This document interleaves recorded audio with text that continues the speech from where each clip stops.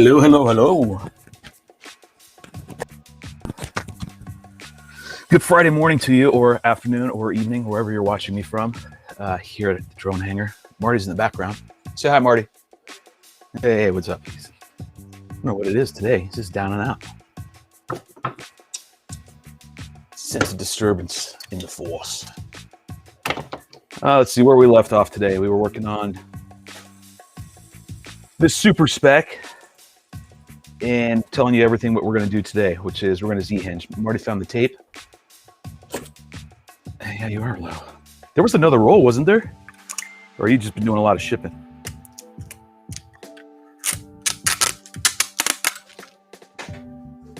No?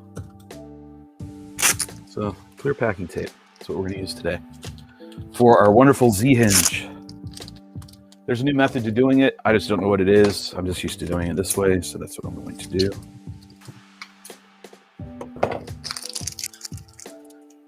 Today was an interesting day so far.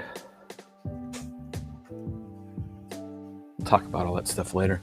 Just check in with the chat, because I'm like Ed Ricker. I like to talk to my viewers. It's an inside joke, and it's a joke at that. Any luck?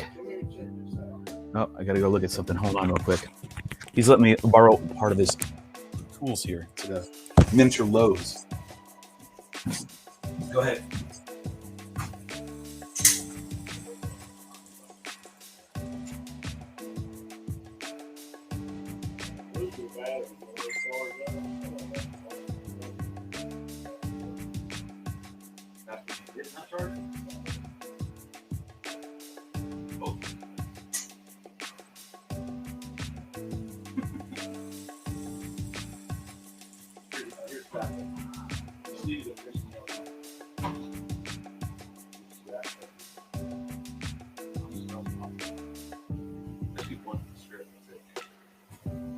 I'll just hammer them in that way. We'll do it old school since the batteries aren't working, unless you find out that they work. All right, there we go. Hey, we got a few of you in here. Say hi in the chat. Here we go again. Let's see what we're typing already. Well, says Rue. That means he's working and listening to me in his ear. I asked him if we're flying tonight, and he said, sure. Elevator porn music. I don't know where that's coming from, but hey, that's whatever this background music that Restream offers. I'm like tired of fighting no music, and I hate dead air, and you know that. Then he says, I need to laminate my super spec so I can get that thing loaded with electronics and fly it. You know what? For you, I'm just going to finish the last laminates and get it out the damn door. All right? Patch her up for me. Listen to you. Rue's up in here. I should be off work at 6 tonight. Cool. Good. Thank you for letting me know. That way I can get everything charged and ready to go. I'll probably just meet you there, right? Unless you drive by the house on the highway and beep. Holla, says Coop. Coop, that was great, man. Last night's stream on yours was awesome. That was a lot of fun, man. That Ride 4 motorcycle racing thing is legit a lot of fun. Yeah. Fun last night. That's right. Okay, so what we're doing today, we're going to just work on the Z-hinge. I'm going to hinge these elevons on. It's this super spec. Better motor mounts. We talked about these yesterday. You know, some of these kits, well, most of these, at least RiteWing, to get these. I don't like them. I like the metal. So, just personal preference. Oh, let me see. How do I want to begin? Kind of thrusted myself into this so I can get going. It's early today. The weather's not too bad today, so it's going to be hopefully good for us to fly. All right, so the way I do it, a little over a finger width. Yeah, this is, you know, nothing has to be perfect here. Okay. But I use my scissor was cut a piece about an inch long, half an inch, somewhere around there. And make a whole bunch of them. Whole bunch of them. You're gonna need a bunch. It's prep work.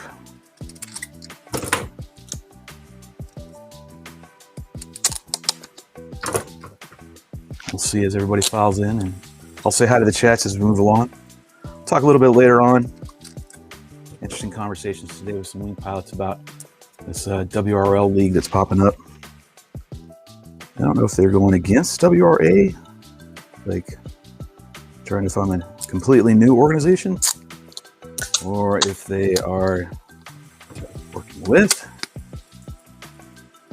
It's just interesting to watch what has already happened over the course of years repeat itself yet again. So get some intake from everybody, or input, I should say, not intake. Some input.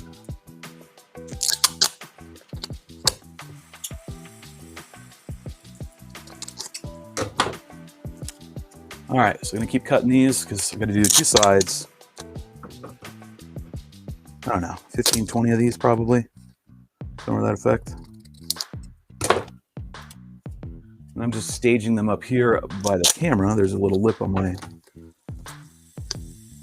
or on the cabinet door, and just using that to stage everything. We'll use those in a minute. Do all this prep work first, folks. Save yourselves a lot of time. This is a really good hinging method, by the way. You can goop it. Some people goop their hinge right here. I've tried it a couple times. It's not for me. It's probably just because my technique sucked. I'll be the first to admit that. You know, everybody's got flaws. I am not the world's best builder, so I accept that. I just know how to build. All right, and I know how to raise. Okay, probably need a little bit more. I've got 5, 10, about 15. No, doesn't. We'll see how we go. Let's check in with the chat here, see what's going right. Nice sharp scissors. I wonder who recommended sharpening these sizors. Steve. Made me sharpen these scissors with my Dremel. I didn't even think about that, right? I should do that to my lawnmower blade too if I had it. I'll see if Marty's got like a spinning around disc thing, whatever. Go that route. So back to hinging. I'm trying to make this one easy as possible. I don't want to sit here all day and do this. The last part of the build is always the hardest part to build for me mentally, because I just hate some of this stuff. Do I like Z-hinging? Absolutely not. But it's a necessary evil. Okay, now I'm taking these, okay? It's the other sticky, flipping one over, okay? Doing about 1/4 inch or 1/8 inch or whatever, just making a nice, they're overlapped. So one section of this whole piece of tape is not sticky. And that's where you're gonna put it into the hinge, right where the elevon meets the frame. That's what we do. So I'm just prepping all this. So make life easy for me when I get down in there to start putting this stuff on. And repeat. So let's see. So it's good to see that wing racing is starting to come back. I really am happy to see that. I have to see some old pilots showing up in this chat that's going on. What is interesting to me though is just the, I don't know, I don't want to say not willing to, but yeah, maybe not willing to listen to what's already been done. Go that route. This has already been tried and tested and true. Say tried and tested, right? That's kind of what I'm getting at. But hey, I'm not an organizer, and I'm not there to organize shit anymore. I'm gonna leave it to the newbies, the new guys to figure that one out on their own then. And when their shit gets together, I might show up for a race. But right now, it's kind of silly. AMA requirements, blah, blah, blah. We've done all that. We have literally done all that. So it's not needed anymore, but that's okay. New people got to feel like they're running the show. So let them do it. But for me, I'm not going to go to something like that. It's just not needed. It's not that AMA is like some evil entity or it's a huge cost. It's not. It's the idea of it all. Like, you don't need to have it, and you requiring it is just simple silliness. People are like, it's insurance. Have you ever filed for an AMA claim? Probably not. You've got to find out how much they really do cover you, or I should say, don't cover you. And then people say, well, your homeowner's insurance, I shouldn't have to do all that nonsense. All right, so what I'm doing right here is I'm putting a piece of tape right here in the middle, the Elevon, just to hold it. That's all I'm doing, just to hold it. Just, it's not permanent. It's just to get it there so I can work with this stuff easier, right? So what I do is I stick it in the middle, and I pick either side, doesn't matter. Making sure the two pieces that are joined together, that part needs to be right on the lip of the trailing edge, right? That makes sense? The sticky part on this piece is going to be on the frame up top, okay, like this. And then the bottom part will go underneath the Elevon. And so you can move it around, get it to where you want it, and then drop the tape. Make sure the tape sticks. Probably need the camera down here to show you a little better, huh? Grab another piece. Now I'm gonna reverse it.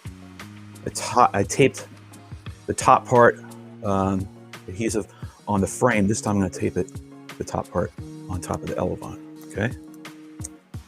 Keeping the double-sided tape, or that double-sided tape, the tape with no adhesive right there. This is right where it meets. First few times doing this is a pain in the butt. You just got to get used to it, right? It's just a technique that you got to get used to. There is another method Click came out with. See, every time I go live, right? Every time I go live.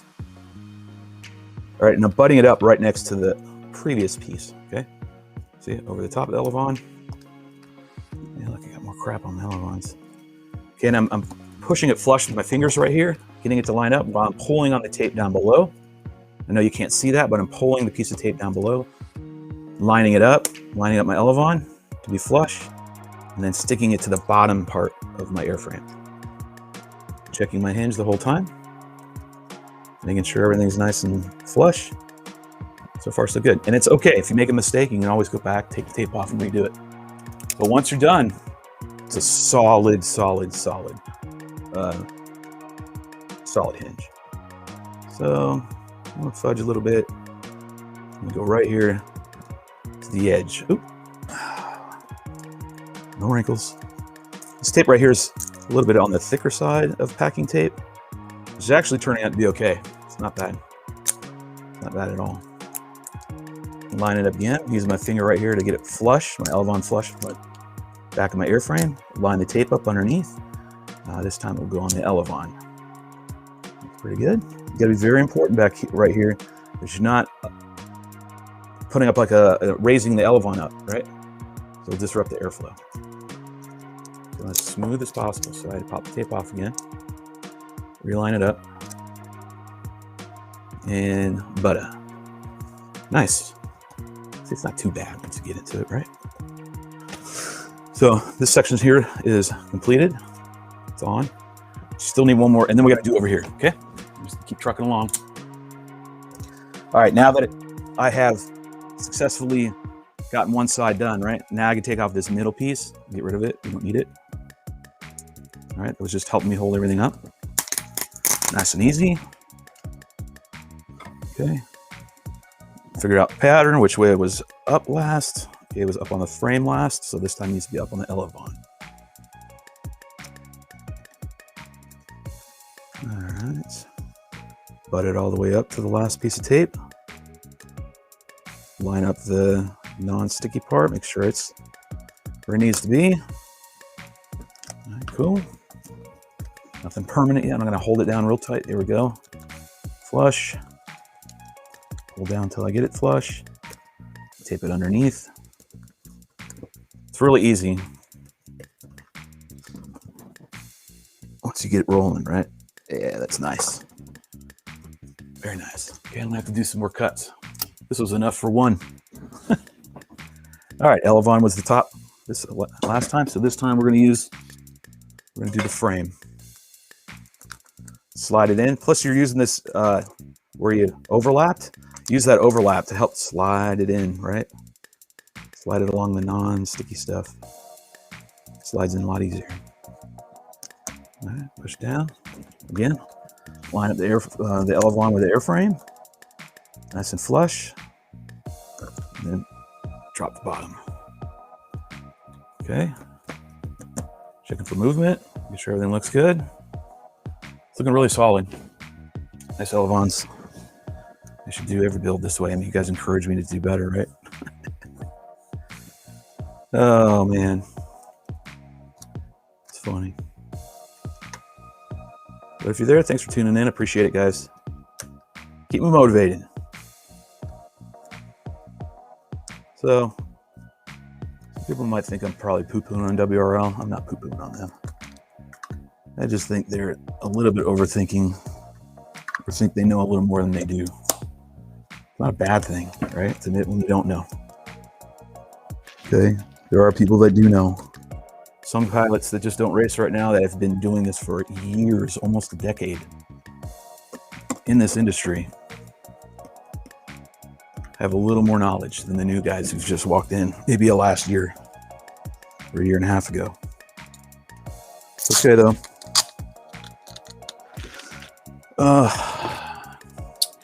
Me, for myself personally, I support the WRL for their adventure and they want to try to do what they're doing. I hope they do well. You know, if they're going to follow under WRA, that's even better. It's probably going to get more of my vote. Whether I show up to a race there again, I don't know. I just don't know. Just don't think it's really, I just don't know. It just doesn't feel good. Sounds like specs changing. Just sounds like a lot of things that people, I'll say a lot, some people didn't like. Now they're making another association, which is fine. It's America. Do what you want. There's been years put into WRA, tens of thousands of dollars, multiple sponsorships. And I think that what they've been doing over the years is great. And just because they're having a shitty year right now might be not time to bail, but time to work together and try to get that association that we all have put time into, to be honest. Those of us who've been in here longer than a year and a half, to keep it alive and see what they need help with. You know, does it mean sitting on a board? No, probably not. Might mean solicit sponsors if you have sponsors. Not many wings pilots have sponsors, to be honest. But if you have connections, you know, it's a funding thing as well. It's about money. Because you're going to hit a plateau when you're doing farm league, and this is what WRL is right now. It's just farm league. You're going to cross that barrier of money. And it's going to come out of one of two ways. It's going to come out of sponsorships pockets or the pilot's pockets. So, to gain any traction. All right, what did I say last time? Was a dozen? I think about a dozen right now. Let's see what chat say. Drone makes a kit for that. Oh man, sweet. If they make a kit for sharpening, I am down with that. I will need to grab that. We'll need to grab that. All right, let's see if I can finish this one off right here. Or did I already finish it off? I think I did, didn't I? Right? No. I didn't finish it off. Got one more to go. So last time was Elevon. This time is frame. I'm going to fudge a little bit. I don't want to have to put completely butt it up. And so I'm going to go right to here, to the edge. All right, same thing. Make sure it's flush. Rubbing your finger across here and lining it up and down with your thumb before you place the bottom and sticky part, right? And then you just go like that. And then bam, you're done. Okay. Cool. Whole beans. And that's one hinge. Not too bad. All right. But here's the last thing you do, or I do. You don't have to do it this way. But to seal this up, right, to make this nice, perfect, right? Even there you have a, in this gap right here, you'll have a divot, right? A little channel, right? From spot to spot, right? You want to get rid of that? Just take a piece of this tape and lay it over it. Right here. You don't need to do the bottom, just the top. All right, I'm not going to use all this. I'm going to try to cut this in half lengthwise. Good luck. Yes, I know. I agree. Here, I'll stick it over here. Cut it in half. Just using this as my straight edge to cut it in half. Hopefully, my butter knife. Oh, you know what? I could sharpen this damn thing, right? Probably could. Damn razor.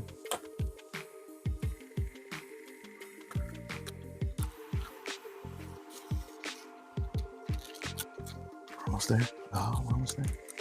Okay, cool. The key on this, all right, is to make sure you put some deflection on it and then take it down.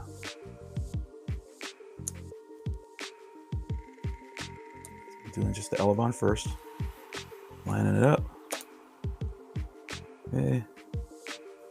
Now I'm gonna go over it. I put some deflection, not a whole bunch. I mean, it's whatever you want, I guess. It's just how much I do. All right. Get it to crease a little bit, a little bend, little movement. Again, I am not claiming to be the world's best builder by any means. This is just how I build. There could be a million other methods. People could say, well, that's not the right way to do it. You need to do it this way. All right, that's fine. That's fine. But this is just the way I do it. And it works fine, right? It works great. These hinges really do work tremendous. They stay on. I have rarely ever had to fix a hinge. Like, I'm serious. And I have had major crashes. And I have very few times had to redo my Z hinges. What's up, Robert? I'm gonna say hi here. I got a lower count today. In our Bush League, everyone has a voice. Yeah, I agree. And the same thing the WRA had, which was they have a voice, right? It was all about the pilots, okay? Kind of got sidetracked a little bit. And we did have a board, or they had a board, and kind of making decisions on our own, I guess. But yeah. It's just really difficult, just saying. It's just really difficult to do what Chris Thomas does. We could just call it what it is. I mean, Chris Thomas is proven to be the guy who knows how to run an association, run a league, a race league. Okay, people say, well, he's doing AMA. Well, yeah, that's fine. I also have privy information behind the scenes of why we did all that back in the day. Because I sat on the board, I was a VP of MultiGP back then. Talking to the AMA, or what we were going to do for the AMA, with like rules and what we had to put and give to them and blah, blah, but that's all different. Okay, the guy who was there at that time is no longer with us anymore. So we don't have the huge support like we used to. It's different. All right, let's see. Same thing, this side. Oh, got to put my middle piece on, but getting all my hinges all set. Bing, bang, boom.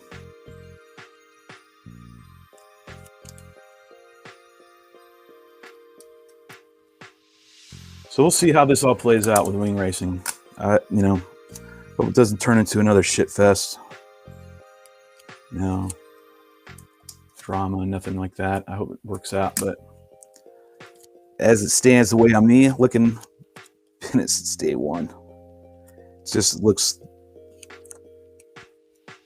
like frustrated pilots want the wing racing to come back, or making a wing racing league just to keep racing, which I get. We're also trying to change rules, make it a little different, which I don't know. It feels like old hat, to be honest. Need to source some electronics for my Super Spec. Need an ESC and it back for sure. So hey, man, I'm using RDQ right now to do my sourcing right now. So 45 amp ESC, running that motor that we've been running on the Nano Drak, and then the camera came from there. Forgot what else I ordered. I gotta go check. So RDQ, that's where to go. That's where I seem to find it. I was trying to find a place where you can buy everything. One-stop shop, you know what I mean, Rue? So you're not buying from 5 different locations. So I shopped around, but you know, that's for my needs. And it has everything that we need too. They have the, well, I'm sure you know that. They have the caps and the specs and all that good stuff. So made that pretty easy. It's been a while since I've gone around shopping for parts. Usually sponsors cover it, and that's fine. I do want to get some of these. I don't know if so thought about last night, Ruth, gutting some of the stuff out of the Nano, but I decided not to. So I want to fly this so bad now. What I was getting at is I was going to take the servos off the Nano Drak because it's got the good ones. I don't want to wait for Spectrum and Semi-Sport. 1, 2, 3. Oh, I might have enough right here. Oh, I need this one piece. All right, same thing as last time. Little piece. Little helping hands piece of tape, right? Put it in the middle. Doesn't have to be perfect, just somewhere.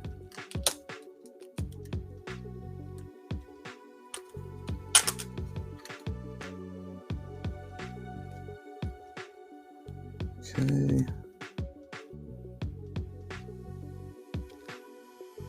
And I hope I shaved enough off so I don't hit my verts. JK was talking about that yesterday, and I thought I shaved enough off, but he was eyeballing it from the stream saying, I don't know, man. So we're going to see. That one looks good. Nice. This is a very good hinge right here.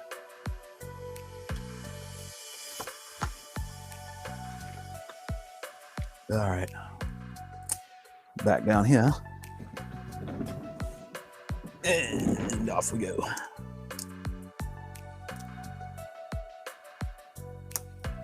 Oh, dumbass. Complete dumbass. I was wondering why I was seeing a piece of tape right there. I was like, what the hell is that? All right, now we're good. Line it back up.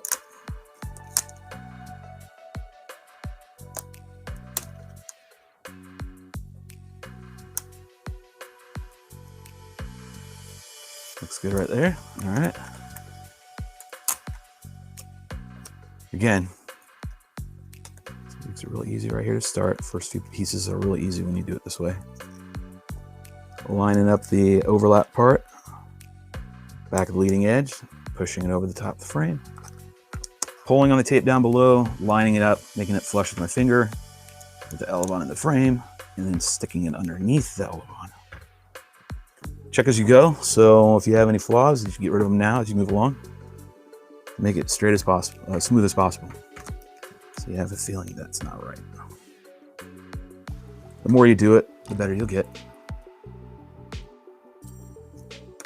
So I'm taking it off the bottom again so I can realign it. Don't feel like it's in the right spot. Okay. Now it is. Yeah, good. Boom, done.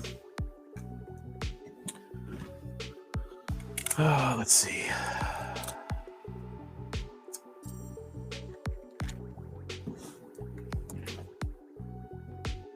Okay, we did the body, so now we do the elevon top part. So, Rue, we got some celebs coming into town for us to fly with. We got FPV Mama's coming in here, Stacy, and Bubby coming through. That's pretty cool, man. Got the VP of RiteWing coming through town. Gonna come hang out with us, fly. I think I got an issue right here with this. Whoop whoop. Got a problem right here. Something's holding this. Something's binding this up. A little bit of the laminate. So yeah, that's gonna be cool, man. We'll take them to our spot. We'll Bubby will have a field day where we fly, man. What's Stacy gonna do? Just sit and watch. We'll have to take them all out to dinner somewhere. It's gonna be cool. The RiteWing crew up here. Part of it. What the hell happened here? Oh, that way. Hopefully that tape's good now. Flush. Sitting here talking about stuff and not paying attention to my hinging. Damn you, Rue. I hope I make you mess up and you strip a bolt. All right, nice flush. Good. Apparently I've got extra work today. I've got to laminate a freaking mechanics frame. because he's too lazy. All right, same thing, right to the edge here. Press it up, get it flush, and put the tape below. Okay, check. Don't deny it. If it doesn't look good, it's not good. Fix it now before it's too late.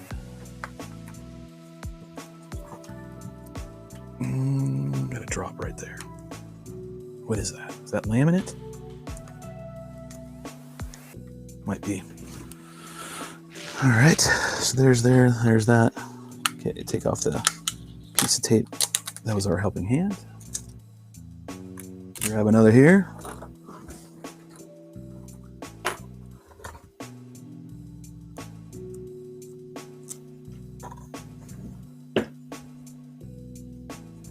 So I think people need to realize too, when you have an event, you want people to show up to your said event, right? You want people that actually, have a following to show up to your event as well. It creates more buzz and causes more people to attend, right? So you might want to think about that.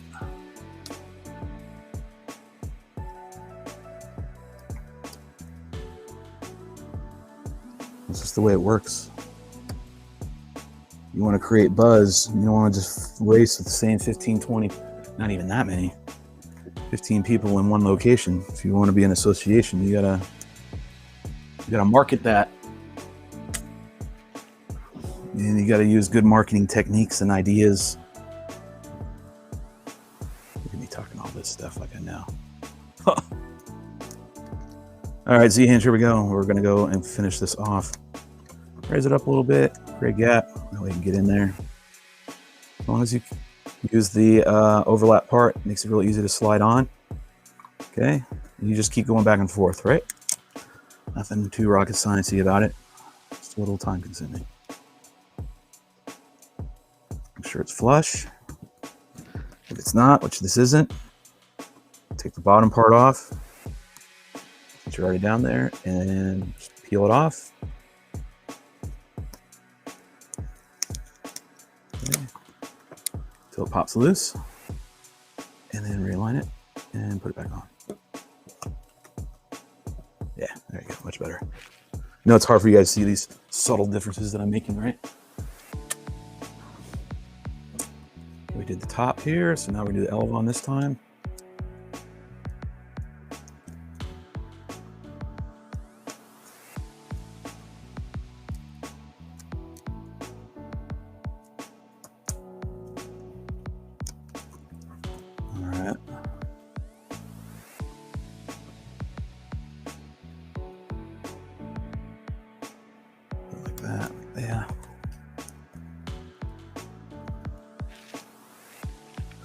Boom. One more right there. So we had just enough. Put the two together and it should be just enough. Top here, we'll do it over here. Raise it up. Right to the edge. Put it on the frame.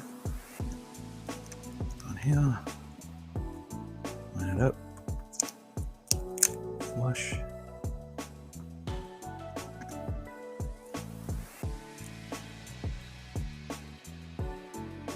All right, trim the excess.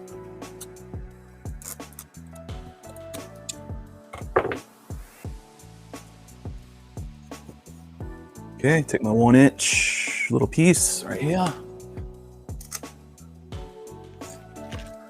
Same as before, half of it on the elevon. All right, and make sure. Hey, not yet. Time out. Premature adhesive. All right, let me pull this up just a smidge. All right, now I'm gonna lay it down.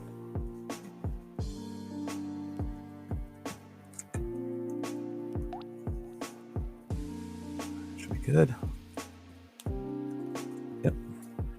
So you put this bend right here, right? Because if you pulled it all the way up here and then you put this tape on top, then when you go to push it down, it's just gonna bind, right? So you don't want to do that. Trimming the excess off, if you want to do that. Get real crazy with it.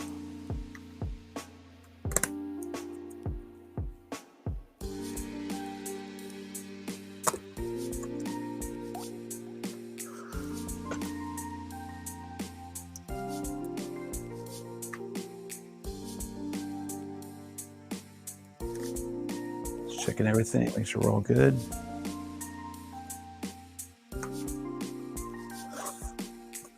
Flex it a little bit. How did my dog hair get up here in my house? Nice. Okay. Let's check it.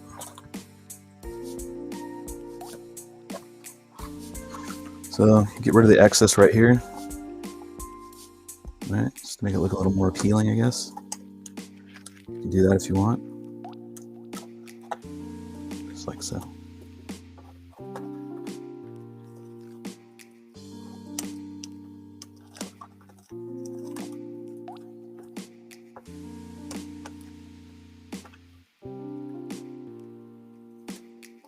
Looks like the back one right here did twice that way.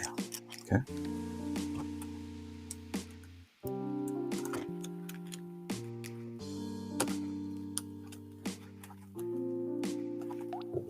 I already see a flaw.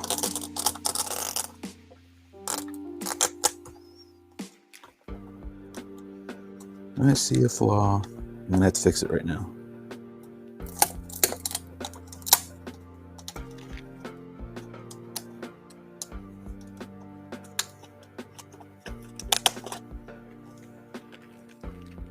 Backwards. You got to alternate. Yeah, you can't have it the same. You need to alternate, otherwise it won't do the hinge right. Oh, it's getting hot up in here. The AC is not on. I can feel it. The lack of it. All right. Drop it down a little bit. Yeah, that's better.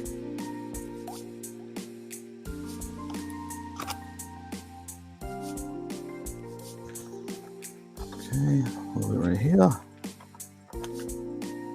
Did I already get it? Oh, I already got it. Okay, hinge done. Let's read the comments. Hey, there's 7 of you in here. Good to see everybody. I gotta turn the AC on, man. I'm already starting to feel like I'm in a swamp, but I would have used black plastic dip on the elephants. Why would you use plastic dip? I don't know what I told you about that. Not plastic dip. I'm talking about goop. Sorry if I said anything about that. I meant that. Stacy has a DJI, Joe. Stacy and Caleb in August. That's right. It's gonna be pretty cool, man. We're gonna have a good time. That's what it won't be for me for a while. Like, I'm just gonna be doing the freestyle stuff and just kind of drop the racing for a little bit until they figure out what they're doing. I really want to see what the WRA is going to do. Like, I haven't talked to anybody over there yet. So I'll go where they're going. All right.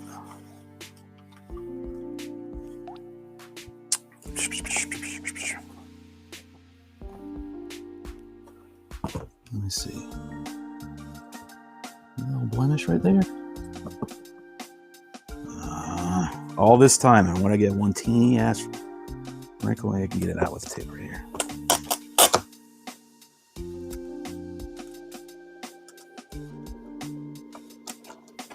Bend back in. Oh, hey. This is a minor adjustment. There we go. Good. All right, no wrinkles still, minus what's on the elephants. Yeah, work them in. They're not coming off. They're not gonna. They'll survive multiple crashes. I mean, I'm not gonna say it's 100% never gonna come off, but it's gonna take a lot for these to just rip off, right? Even on an impact, nose down. Depending on how hard it is. All right, normally I don't do this next step till I'm completely done, but I'm gonna go ahead and do this so we can move along because I don't have electronics yet. They're being shipped. So in the meantime, what we'll do is go ahead and start putting in the finishing touches to show you what it looks like, which is all this verts and whatnot and how I put these in. So I'm gonna grab all the pieces. And when we're done here, we're about 90, well, we'll be like 80% done, 85% done, right? Somewhere on there. Electronics is nothing really. Oh, we gotta do this stupid motor mount. Yeah, I gotta do that too. I might want to get rid of that first. So what I'll do is that.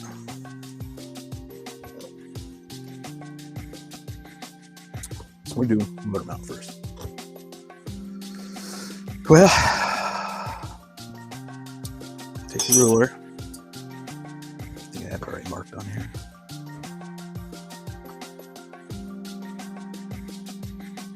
On the halfway point, back here, the middle.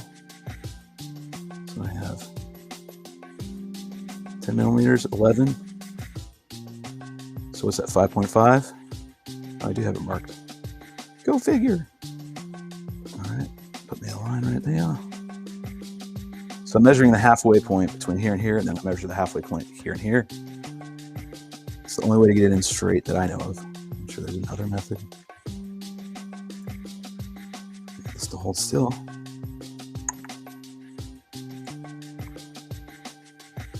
Some tapering in. So it's 10. It's 5. Okay, so it's 5. Grab my pen.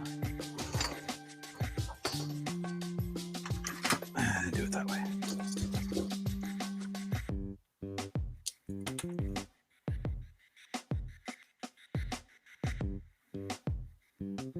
Here's where the metal motor mounts come in handy. You want to get it in here good as best you can, right? But if you end up making a mistake, the metal motor mount will allow you to bend it and reshape it and get the thrust angle right. Does that make sense? It does. Multiple dots. Halfway. Okay. Now,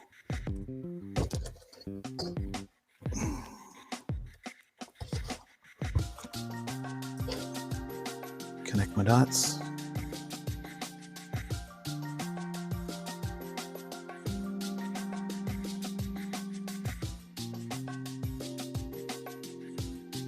Yeah. So that's middle. Let's fuck up right there.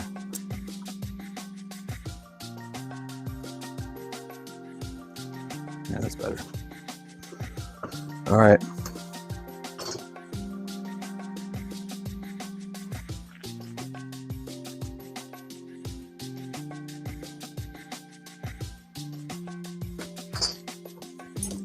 Razor blade. Cut.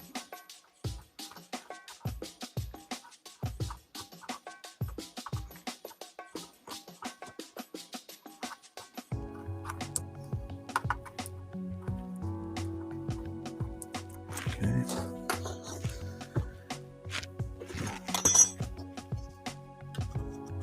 This is a difficult cut right here. I'm just gonna find the middle part again. So we got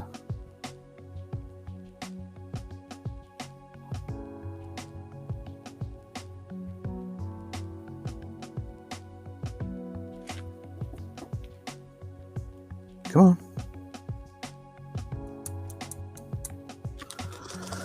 Well, pen's not working all of a sudden. There we go.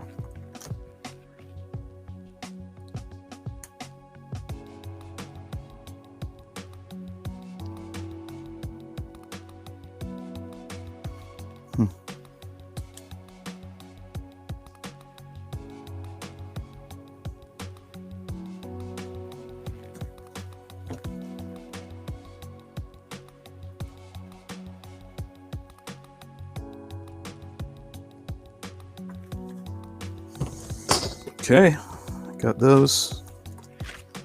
All the changes. This is the way I do it.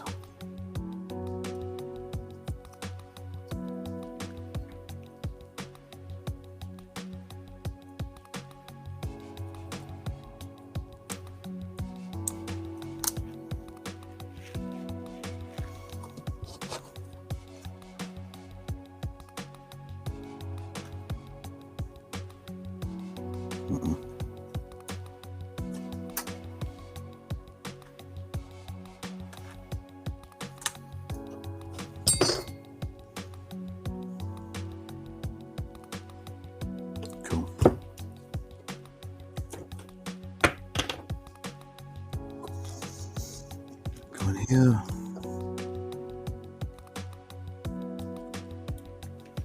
All right, so make sure your razor blade is nice and straight.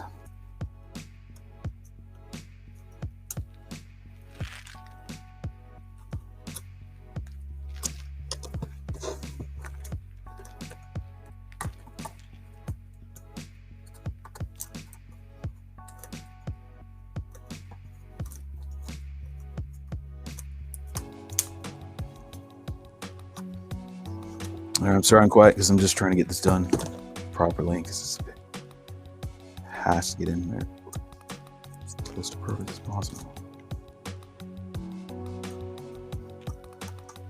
See, I'm hogging it out, but I'm hogging out what I know I need to do in order to get this motor mount in here.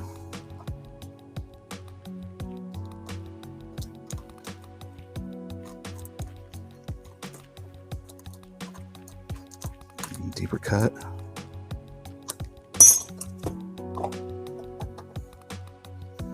I don't need this last little bit right here. I mean, it could go all the way back.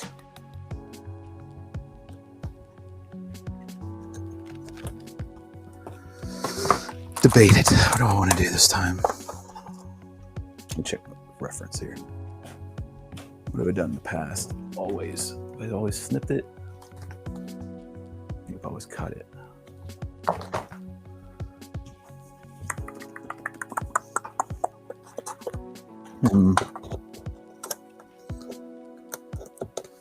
Let me check. See how we're doing on the cut just to begin with. If I'm wide enough, might not be wide enough.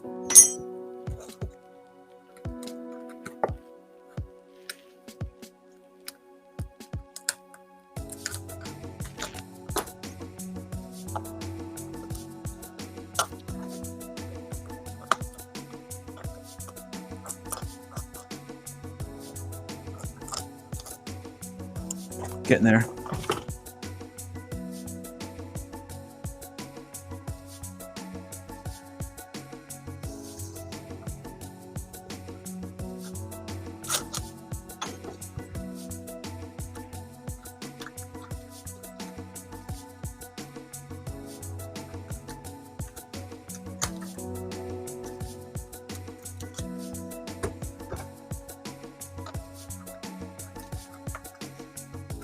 Alright, let's see what we get right here.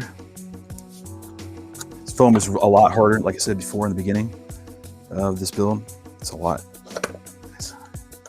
way more dense, right? It's a little harder to work with. It just grabs it and doesn't want to let it go, right? So I just gotta keep digging until it goes in. And then I gotta glue it in. Like it damn near doesn't need it. It's going in so strong. Such a pressure fitted in so well. Holy hell, I am sweating.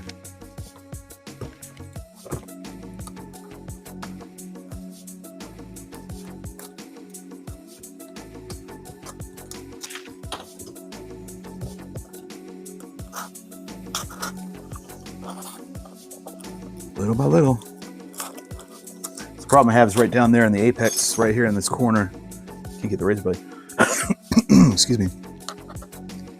Down far enough to cut what I need to cut. So I'm trying. Just pop that little bit of foam that's in the way. You could heat up your razor blade if you wanted, but you gotta be very, very, very, very, very careful that you don't screw it up. It will melt everything right away.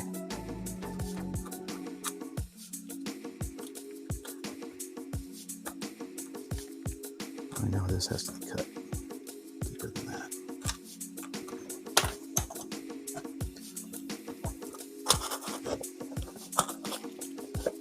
Oh, so close.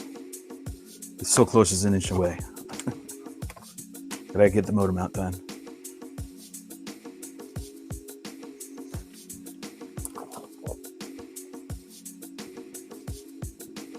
Yep, so you got a little boo-boo there. It's a little off angle, but I can't do anything about it now.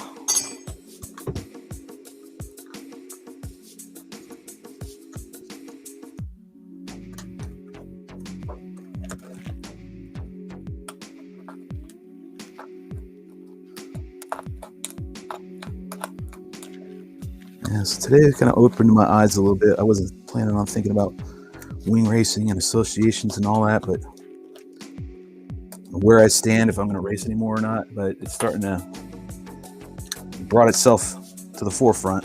And to be honest with you, I don't know if I want to anymore. I don't know if I do. Not to come to a chagrin to some, like you come into like, oh, whatever. No, I don't know. I've been doing this a lot longer than most.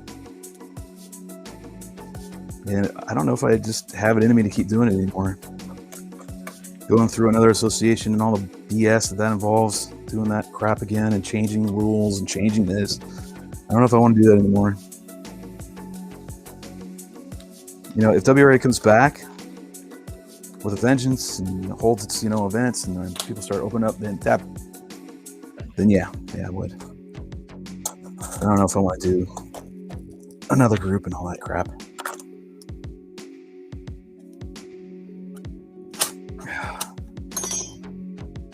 So I'm going to wait. I'm going to sit on it. Talk about it with family. Talk about it with my friends. See if I can't talk it to WRA. See if I can get a good stance of where they're going, what they're doing.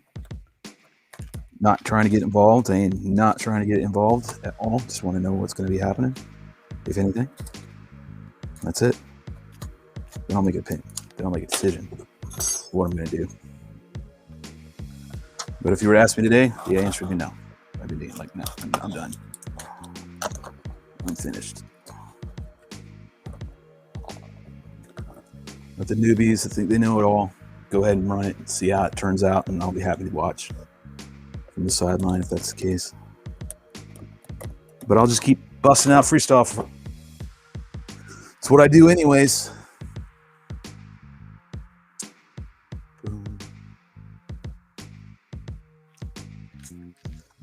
All right, let's see. The tape right here is not being my friend, so I'm gonna have to cut this off. All right, got that little slack there. We're almost there.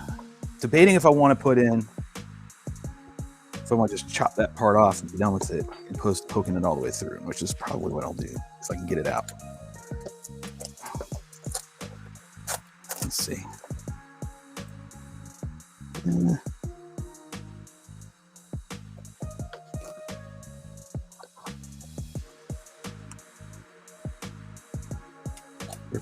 Where's my mouth? Hello. There it is.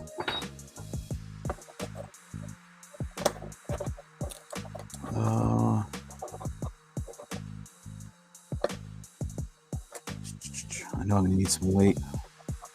Where is it on this one again? That's probably the max I need to go. Ow.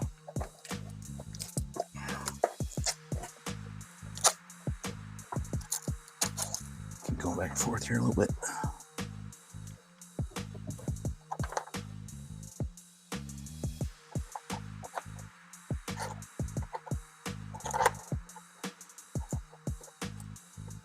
That's all I need. All right, so I'm going to chop part of this off. So.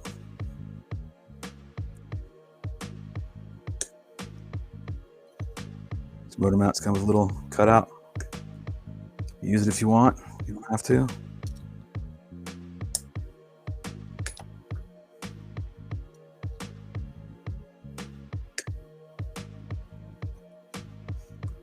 Should be good enough. One more fit, and then be ready for glue. Yeah. About there. Dry fit again. Remember everything where I need it, where I want it. Possibilities. Shift and move. Make sure I have them available. Okay, good. Hot glue's fine. That's what we'll go with this time. Just jam some down in there. You can use E6000, I guess, if you wanted. I don't know. Do I have enough E6000? Maybe I do that.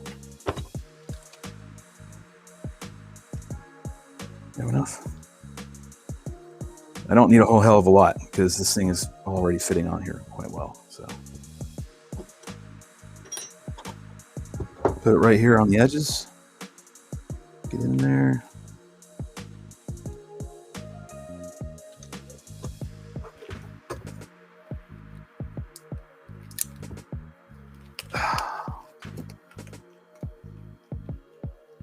There we go.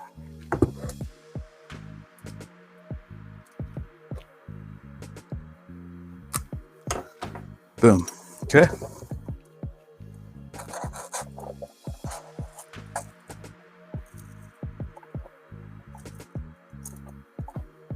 Well, hopefully Bubby's got a nice frame to chase this with. I know you do. So I'm eyeballing this. This is going to be purely eyeballing it. All right. Motor mount. This stuff will sit overnight. And glue. Oh, I know what I don't have. And more E6000 to do what I need to do. Crap. All right, I got a couple options here where I can move the motor if need be based on CG. Because I haven't checked it. I'm going to do this one. All right, so there's your motor mount. That's done. How much of this do I actually have left? Not enough, I don't think. Not enough.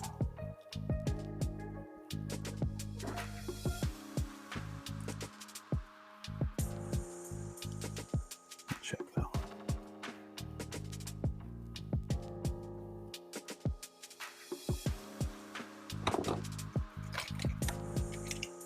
I might be out. I might have to take a trip to Lowe's. Get some E6000. Which is the way to do this, right? Put these fences on. You need E6000 for this. You can use hot glue, but it's just really a pain in the ass. I can actually do this part right here with hot glue. It's just the edges that you need to use E6000 with. Get my hot glue. All right, so we're gonna do some verts.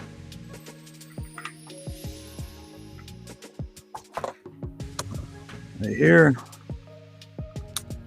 inside the channel, it'll move the glue. Slide everything in place.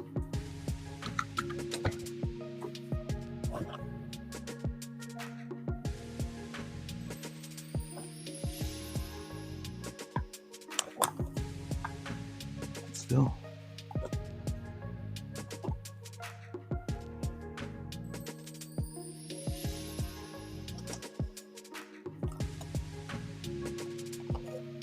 Go with that. Go underneath.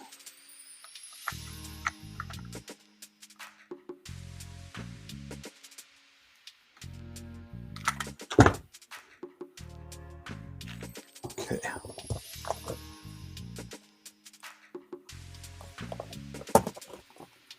Just one touch here.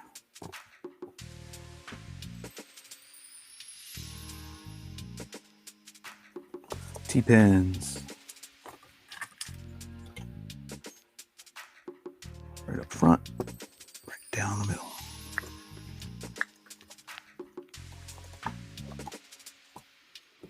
T-pin. Right here. T-pin. All right.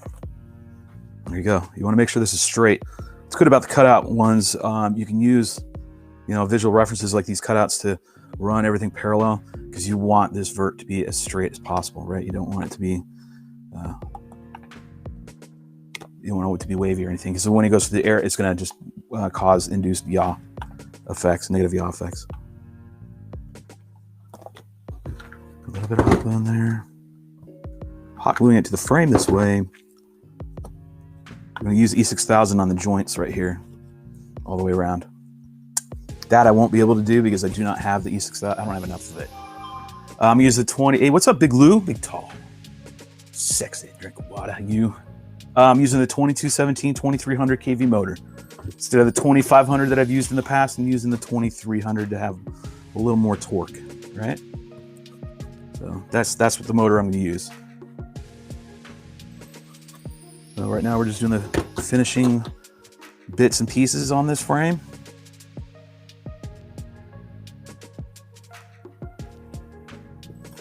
Let's see what the chatty catties are saying. Sounds like they're chiming in. We'll take a gander over here. I've got to turn on the air conditioner, man. Sure it's not the wife? No, it's not the wife. It was Aaron.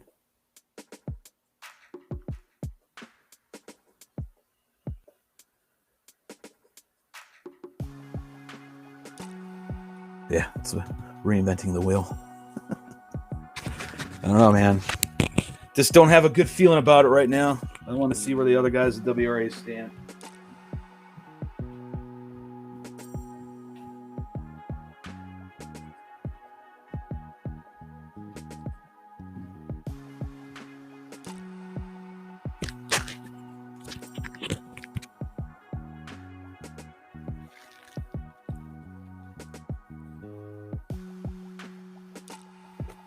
All right, same thing.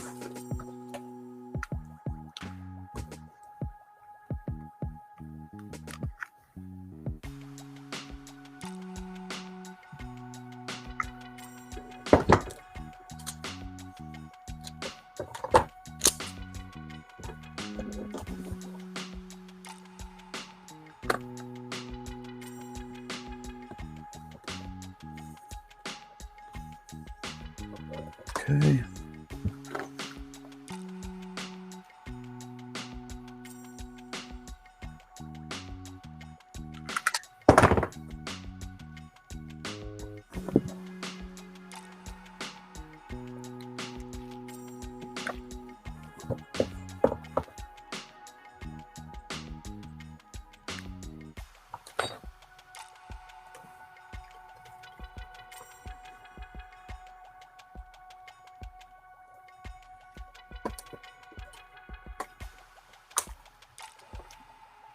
Watch those damn fucking needles.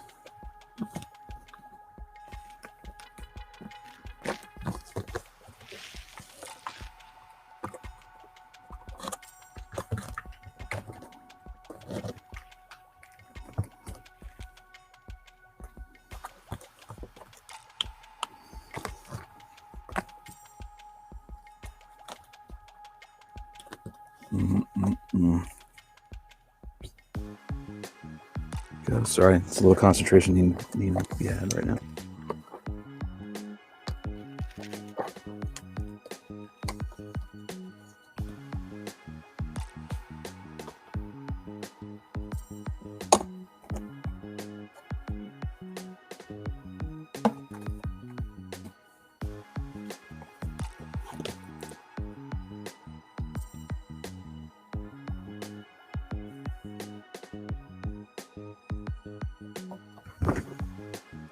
Do something real quick.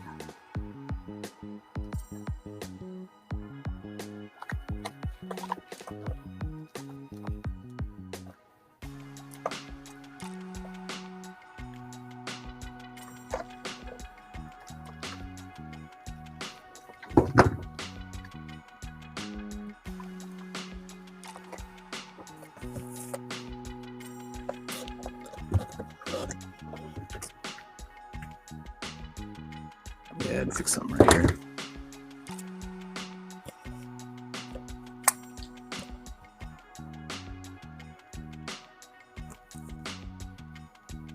Yeah, that's fine. I was worried about something that I shouldn't have been worried about. It's totally fine. All right, so the main verts are on. Nice and solid. It's already starting to take nice, good shape. Getting some little spots where I need to make sure these verts are in nice and good. Glued in nice and well. Like I said, I'm going to use E6000 on all the seams and let it sit overnight, but I have to go get some more. But I'll glue as much as I can before I move on. Hot, sweaty weather, man. Yeah, man. It is hot and sweaty.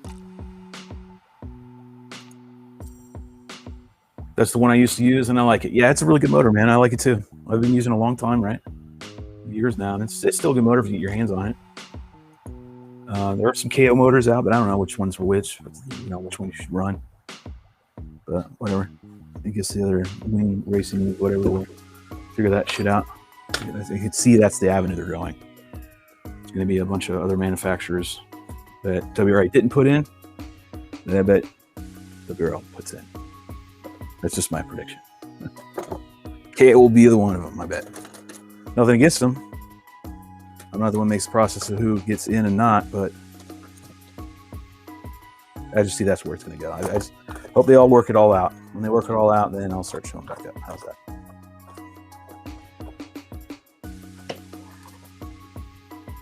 Meanwhile, we continue to fly the country and just do what I've been doing for the past 2 years now. I've done it for years and years before. Okay, fencing, same thing. All right, cut my little help to get in there. Just a little. I want it to bite. All right, I want these little teeth to get in there and bite. But you know, I want to give it a little assistance to get in there. Right? I don't want to be pushing down on the frame and putting a dimple in it where it doesn't need to have a dimple. All right, just a little bit. You got to work with it. Take your time. All right, so I put them right on the tips. All right, tip, tip, and then down the line right here. Not a lot, just a little, just enough to get it to stick in place, right? You gotta make sure these things are straight up and down, right? They cannot be sideways. All right, this is so important right here. All right, so I'm down. I'm gonna get it all pushed down.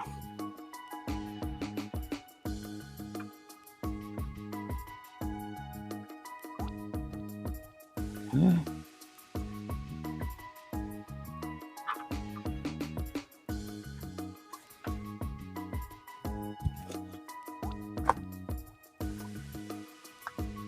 A little too quick, in my opinion.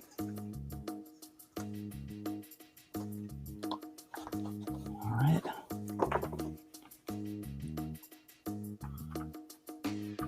Got the T-pin this part right here a little later. E6000 will also help you fill in the gap if you have a little bit of a gap. All right. These are the tops. Man, this thing's gonna fly awesome. This is gonna be fun to fly. Whether it could compete in a race, I have no clue. I really have no clue anymore. I'm not whether it would or not. So poke the hole in the laminate so the plastic will go through, right? And then see if let the holes guide you a little bit. Push down to have resistance. All right, pull them back out. Make the slits a little bit bigger. It leaves a little line when you push in on the laminate. It tells you where you need to cut, right? Just a little bit. Don't need to hog it out.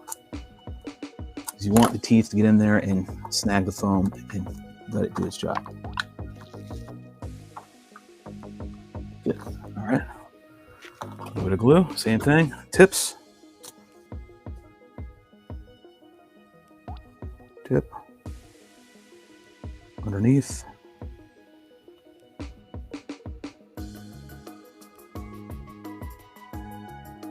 Rue, what are you flying tonight, man? I know I'm going to fly the Nano Drak tonight. I'm going to fly your Spec Wing. Because you got the only Spec Wing flying right now in the area. And maybe the Lambo. It's definitely definitely Nano. All right, make sure this is straight up and down. No warped, no S turning, or no. It's just got to be straight, period. Holding it down. Glue doesn't take that long to get its initial bond, so sit here and hold it for just a few seconds, and eventually it will take. And again, we're going to finish all this. I'm going to finish all of it off with a nice bead of E6000 on everything. Okay, I'll make it all nice and pretty black.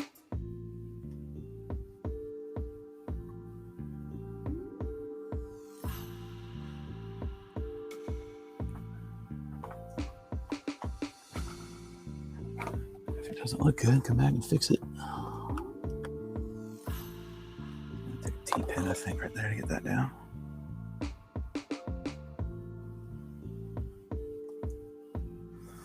All right, there we go. Yeah, the more I keep holding this thing, the more I'm falling in love with it.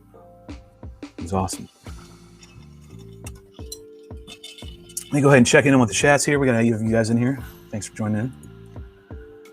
I'm still afraid that I'd be ruining this thing throughout this build. So I said, start on a different frame. Use like a Crash Test Hobbies. Go get them. Get Lee. Lee makes great beginner frames that you can learn on. That's what I learned on. Get an Assassin or a Grim Reaper. And he goes through it with step-by-step instructions. You know, and some of the techniques that I have right here that I've showed you guys, I've gotten from Lee, gotten from people like Jeremiah at Stone Blue Airlines and their crew when they would build. I've taken some of their methods, first clicks methods. Spec V3, I only have 3 batteries charged though. Maybe the RiteWing Pro has some straggler clouds stick around. Yeah, I don't know what the conditions are for sets tonight. I don't know yet. All right, I'm checking it, make sure everything's looking good while we're going down this. All right, so the last thing I need to do is the bottoms. So I don't know if I want to screw with the bottoms right now, to be honest with you. I'll let this glue sit.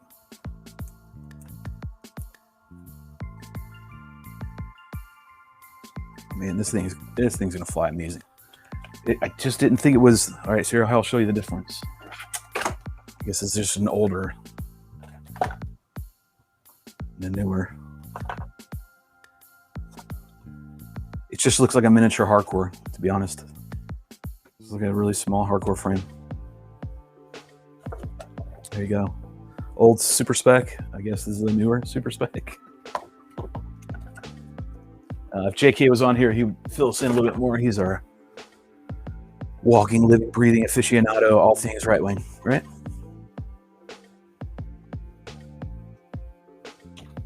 Let this glue for just a minute. You know what? While I'm doing and wait for that glue to sit, I'm going to use the bathroom. There's this bathroom here.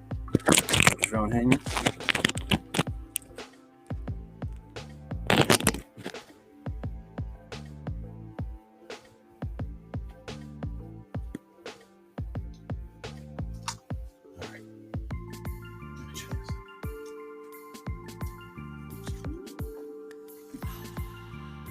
Bathroom time.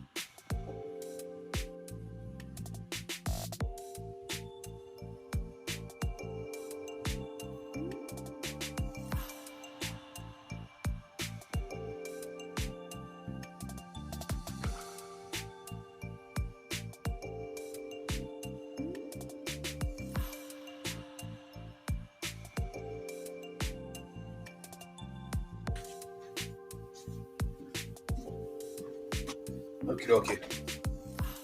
Managed to still be here. All right, hold on. Let me check your messages. See what y'all wrote. Thanks for sticking around. Mogi, I can't wait to see this thing fly. We're going to see it fly eventually, right? LOL, maybe some FPV footy and some chase footy. I told you guys that the other day, right? I'm promising you, you're going to see the end of this. So we've gone through this whole process. We've done daily live streams on this build. We're going to keep doing these, right? As long as you guys keep coming around and watching it, I'll keep doing them. And if we do them on the weekends, we'll do them on the weekends, right? That's typically when we... that's not true. Typically, Rue and I fly in the evening because it's just so damn hot, and then that's when he gets off work, right? So maybe we go live when we go, and it's a nighttime extra live stream during the week. But when we made this, you guys will see it. You'll see it. You'll actually see the HD footage. I mean, that's why I'm getting that camera. We talked about that the other day, right? So we can get some good recordings out of these.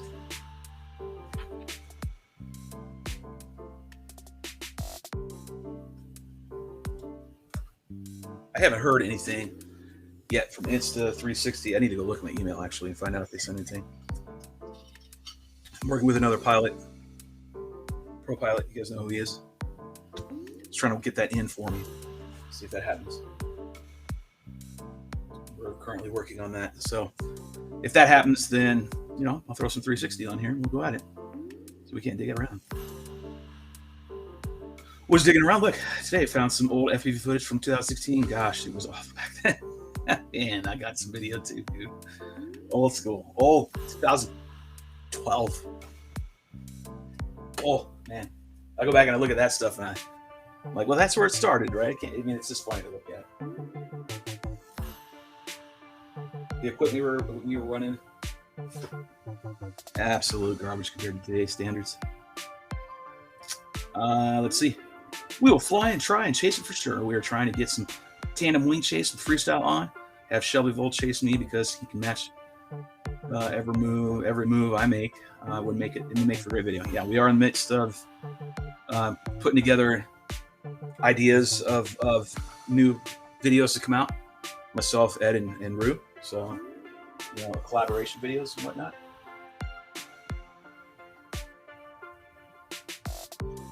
You seem to be doing okay, all right, getting people to watch, and we think we've got a good recipe right now, right? We got good pilots, good friends. We know each other's style. We're just gonna keep churning out these videos. So this one will for sure be in. I'm actually thinking about, and I didn't buy it, but I'm actually not gonna think. I'm going to put LEDs on here and get a little overboard. It looks good. Yeah, it's good visual. Especially in a video. I'm not going to see it. It's purely for chase, really. So let's see. All right, so this glue's all good. Everything's nice and straight. Yep. So go ahead and do the bottoms. You only have 2 for the bottom. And there's pre-cut little slits. Now, I gotta be careful with these. Can't push on them anymore. Helping hands. See where helping hands come in. Good enough. I'm missing a couple of helping hands. Make do. Prop these up a little bit. Keeping my main verts from getting slammed into the table, right? That's where these helping hands can affect. And the other vert on the other side.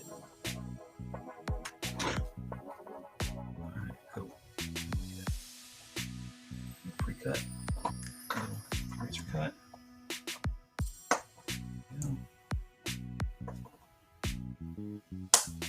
Go ahead and be in a pain. Some technical issue. I think that's for the slit's not cut in big enough.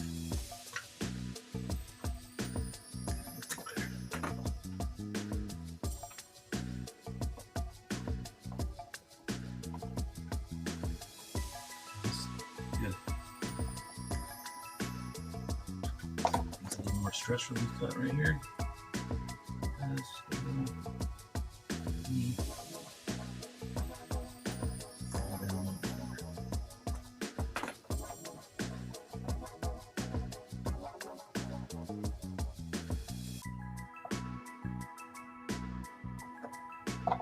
It's a little more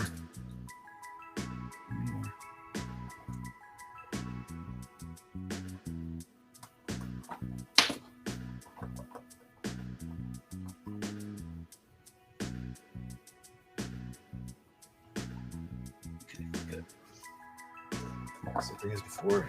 Tips along the bottom edge. Just a little bead.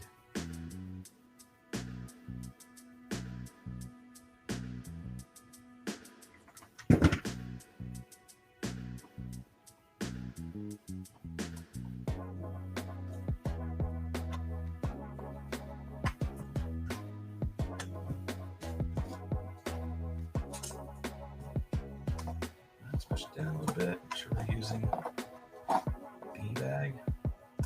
Make sure everything's straight. So now you use the top and the bottom, right? Because they're going to line up. Top fence, bottom fence. One of those things line up just absolutely perfect. If they don't, from this part to the bottom, to the top part, right, that we moved on just a minute ago, then you're going to start inducing wag, yaw. Sorry, you start putting yaw on it, right? So start turning on the nose to the left. The idea is to make this nose not hung.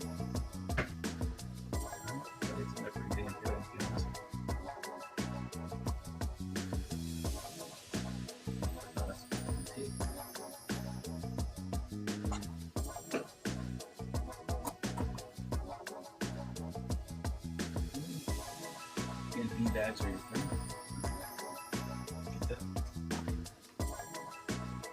Yeah, looks so good. Oh man. Okay, repeat other side. And this looks like a little better.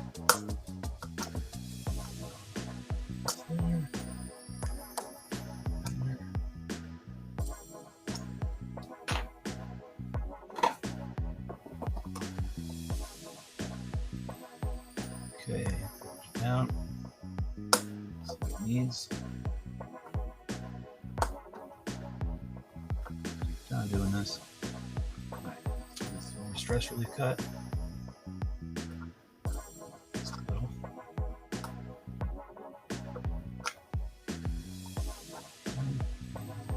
There.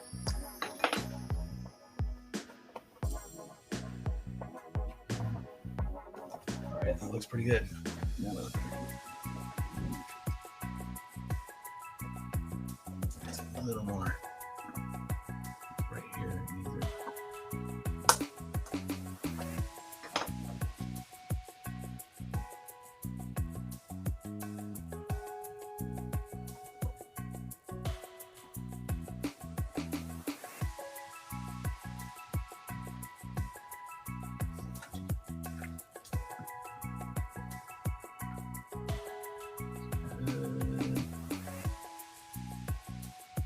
Yep. Okay, same thing. Tips. Bottom edge.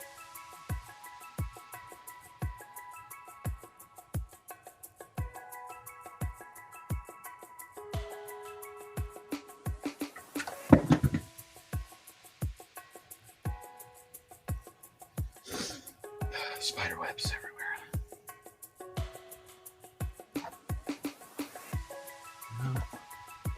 Down here. Remember, straight up and down, and match down below.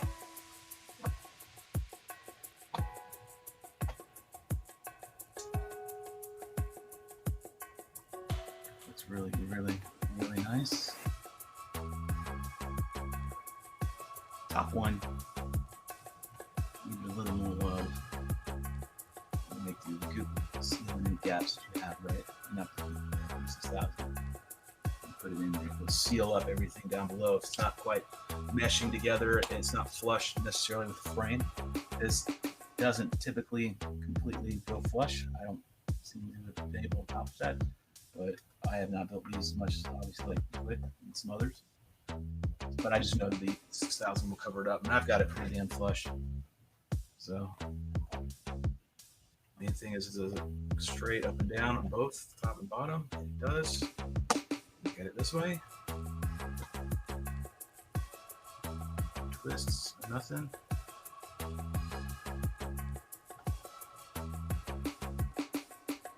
Make sure.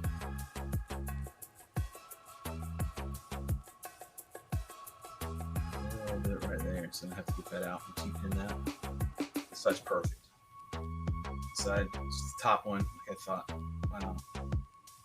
Just a little off. Just on the nose part right there. Just line it up with the T-pin when I put the E6000 down, and we'll be fine. This is a cool looking little frame. I'm absolutely digging it. All right, let me see what you're writing over here. Still got 70 in there. Huggy's in the house. What's up? Mogi, have a look on YouTube for how I flew FPV in the 80s. It's a great documentary about FPV. Yeah, that's a cool one, dude. It's that guy that was, I mean, that's when it started, right? From what I know. Guy was putting it on, what was it, like cadet seniors or whatever, something to that effect, right? It's crazy what he did. Go watch that. That guy that's the OG of it all, from what I understand. I've already seen that, Huggy. Yep. We have it easy compared to that guy. I totally agree with you, Huggy. We have it totally easy compared to that. Way easy. That guy had shit. That's crazy that he even did it. I'm surprised I had some of my old footy kicking around. I remember how dang hard it used to be to build and fly and maintain. Yeah, especially quads and all that crap. Huggy writes, Shelby, what do you think about laying in the servos and wires, TX and transmitter and receiver antennas before you laminate?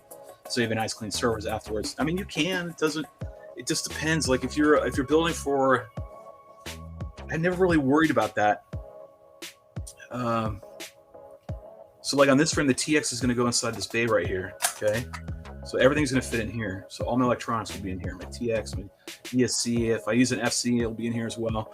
All that good stuff. My back, blah blah blah. Right, battery right here and 2 servos. And all you do for servos is you just take my heat gun, stick my screwdriver, a thin one or whatever I want to use to heat, and I heat it up, and I use that to bore out these channels right here to go from the compartment bay for the servo over here to the electronics bay, right? It's just to slide it in, and then you just pull the servos through.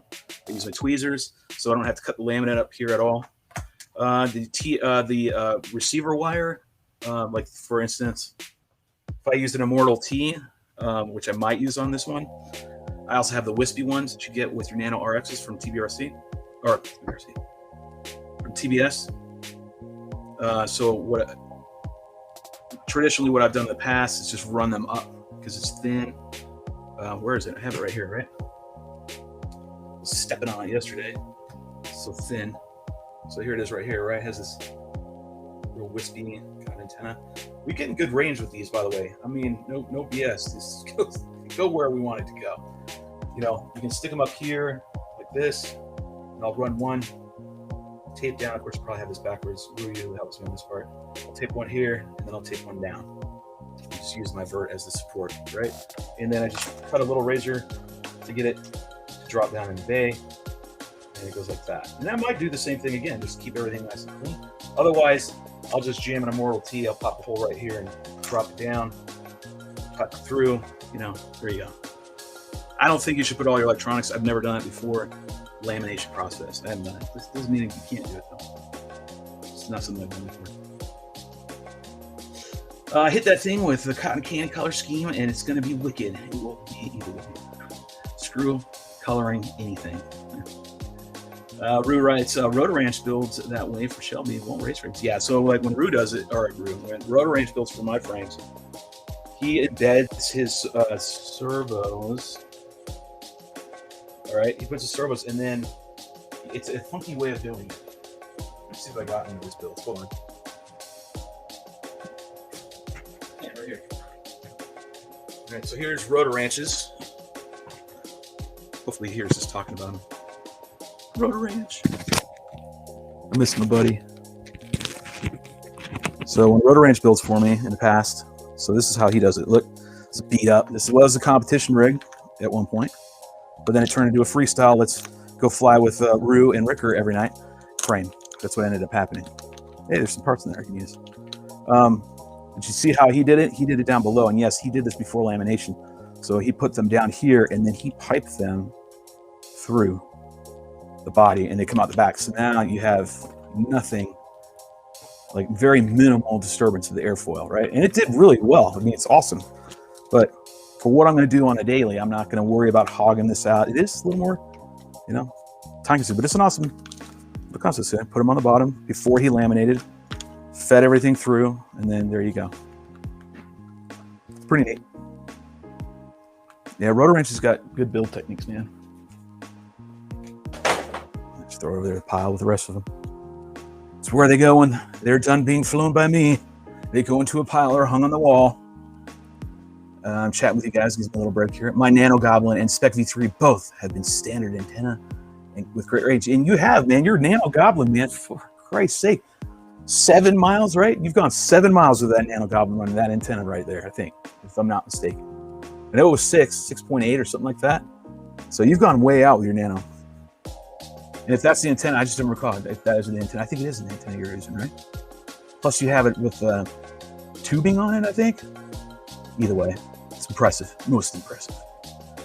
Bleaks, what's up, man? Good morning, Shelby and all. Just woke up. Again, I hope the weather is good there, wherever you are. We've got a weekend of rain here, so no flying for me. So get out there and have a good one. So make sure when you don't have those times to fly that you're going over to the wing sim.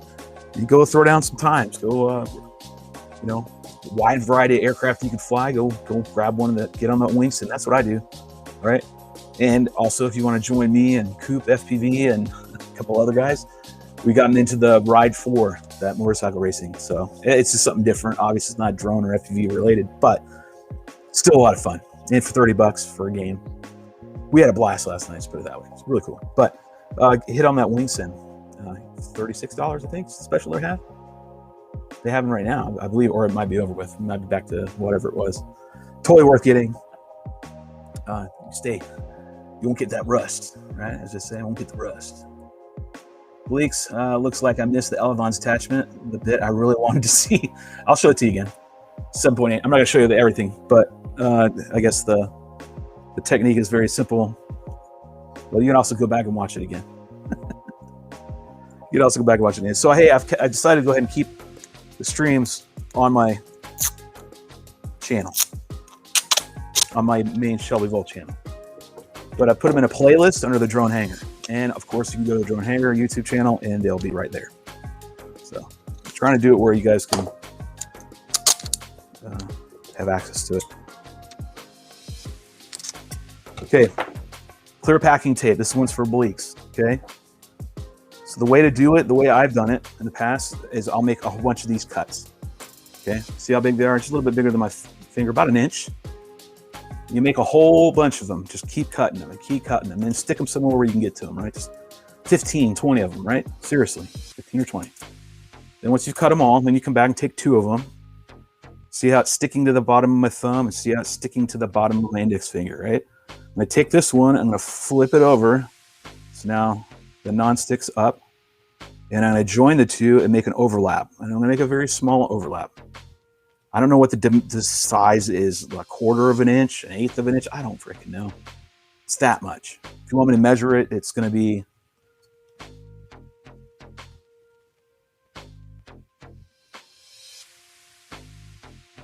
just under 1/4 of an inch. Does not have to be that technical, okay?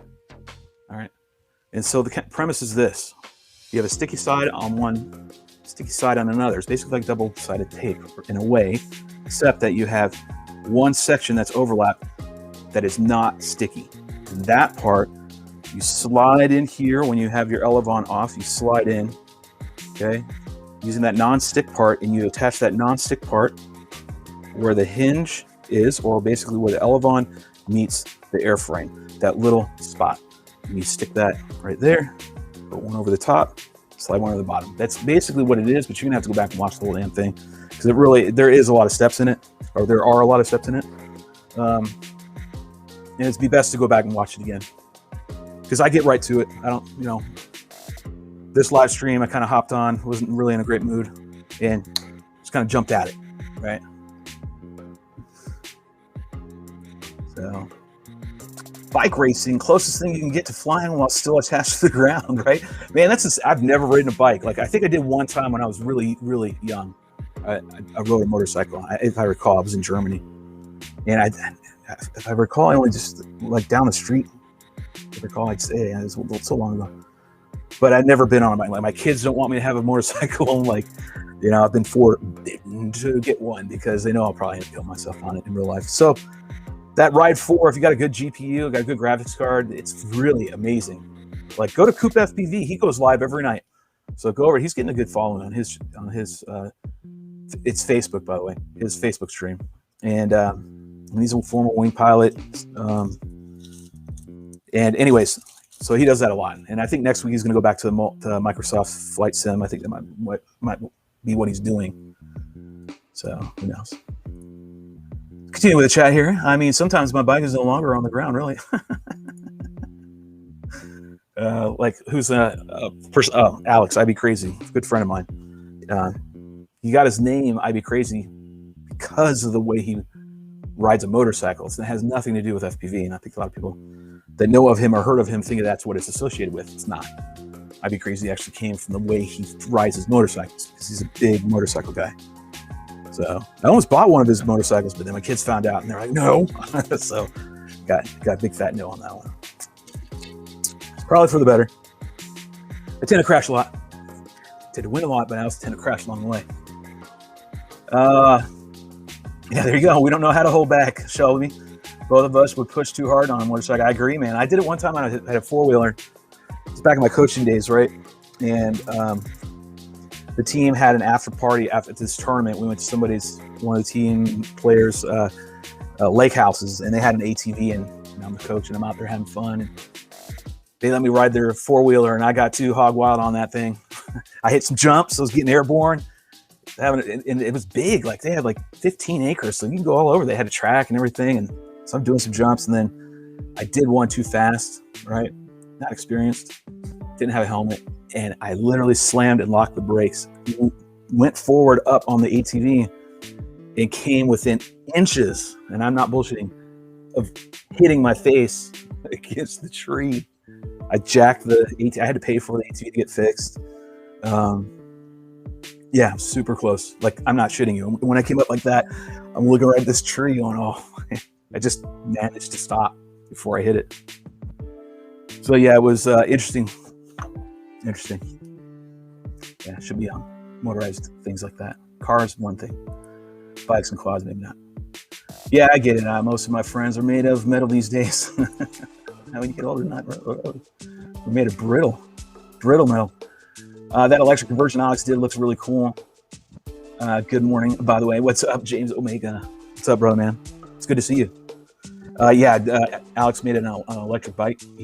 He's the man. We call him mad scientist for a reason. Super duper smart. Knows what the hell he's talking about. Knows what he's doing. And he sets his mind on doing something, he's going to do it. From making beer to making antennas for everybody. Just the list is endless. Super smart guy. Get talking to you, man. If you like to talk, he's your man. We'll talk. Nah, I love Alex. He's a great guy. He has been a great friend and sponsor over the years.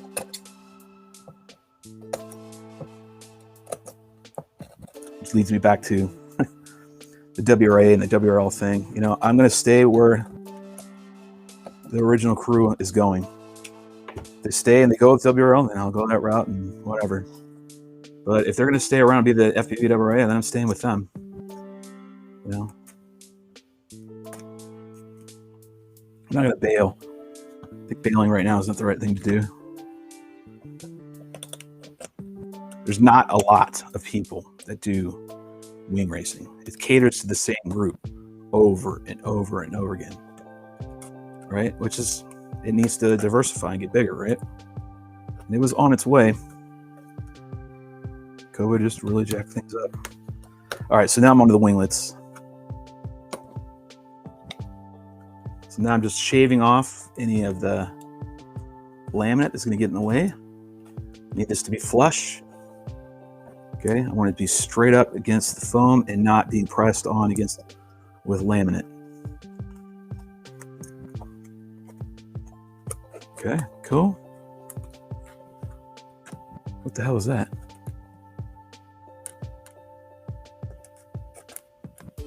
Cool. Nice and flush. Nothing in the way. I'm going to check it with my winglet. Okay.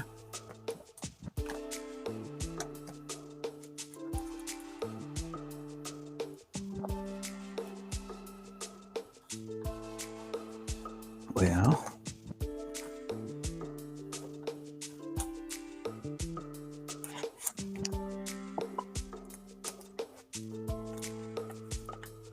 Let's see what happens here.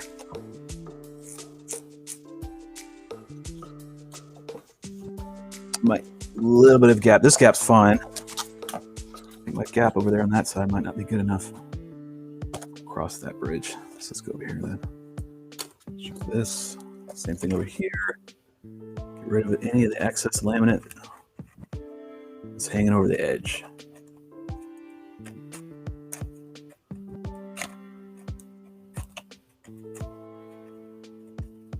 There we go. Turn my heating iron on, or my iron on, because I need to do a little bit of touch up on some lamb right here on the edges, which is the leading edge one right here. See, it's let's see right here. So I want to get everything attached perfectly before we start putting this hinge on. All right, so just so you know, typically I put all of this stuff on at the very end.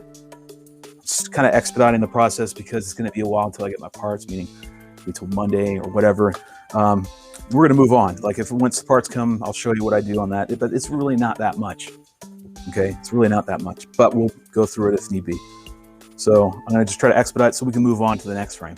All right, I'm going to start moving on. Let me see what you're writing here. I got 7 of you guys sticking around.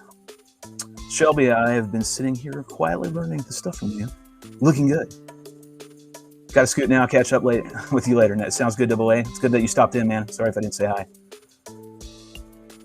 James Omega. I just wish the Spec had more cord so it could accommodate HD gear like DRL. I agree with you. Totally agree with you, man. But I'll be honest with you. This one right here, James, is pretty badass. I'll be honest with you. It's just a legit, no bullshit. Like it looks like just a scaled down hardcore. It really does.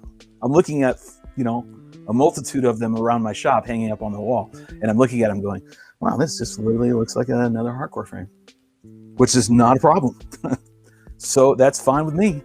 If you ever flown a hardcore, especially the Hardcore 44, man, you'll know what we're talking about. That thing is, when built correctly, is a freaking laser beam. Meaning, wherever you point it, it goes straight. No wobble, no wiggle waggle.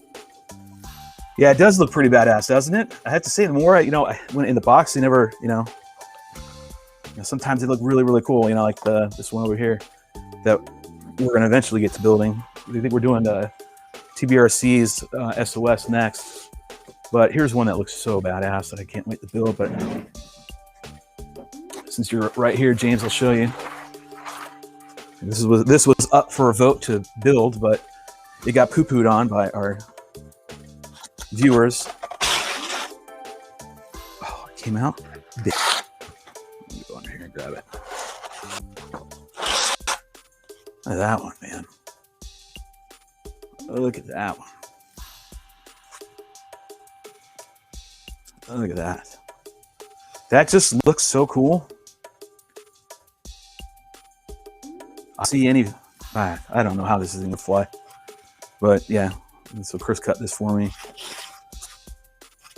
Oh yeah. This one I look forward to flying, but this is also a build that I have to work with Chris on. That was specifically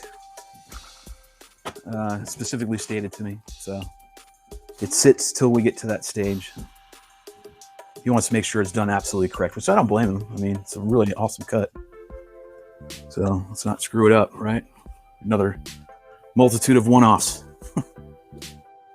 All right, let me find another piece. Looks like I'm gonna have one that just sits out here and says bottom. Look right here, my winglet. All right, so winglets, you want to have them right to the edge, the tip, right here. You don't want it out here like this, okay? Because the air, when the air gets cut, it rolls down here too, right? So when it rolls down here, you don't want to catch this edge sticking out. I'm gonna flush back there, okay? You want the tip right there. All right, so Nothing more than hot glue. Everything gets seamed up with E6000, which I don't have today. So that's something I have to go and get. I'm not going to keep a live string up while I go to freaking Lowe's. Not worth doing. So I'm going to hot glue it down. Got to eyeball this.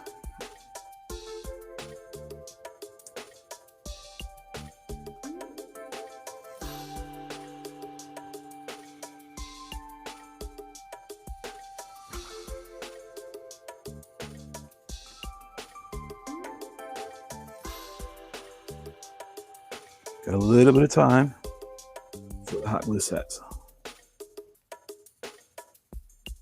Got to line it up.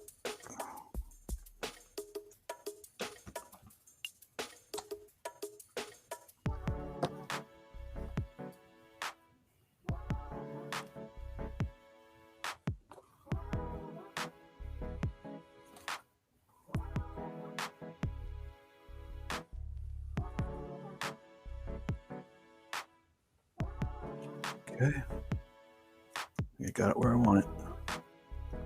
Okay, and this is where your T-pins come in. The T-pins are good over here. You don't need them anymore. Let's come over here and use a T-pin. Once you've got it lined up, be careful not to shift it. And you slide that in. I'm testing to make sure that's good. Good. Often I forget to take this one out, right? And the guys have seen it. I've showed up and they're like, oh, nice. There's some 5 T-pins in your frame.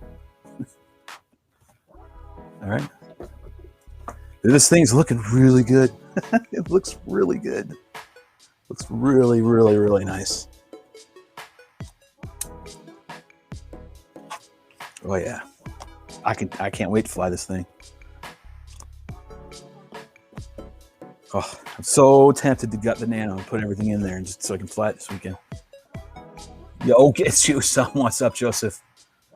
Hello from Western Massachusetts. What's up, brother man?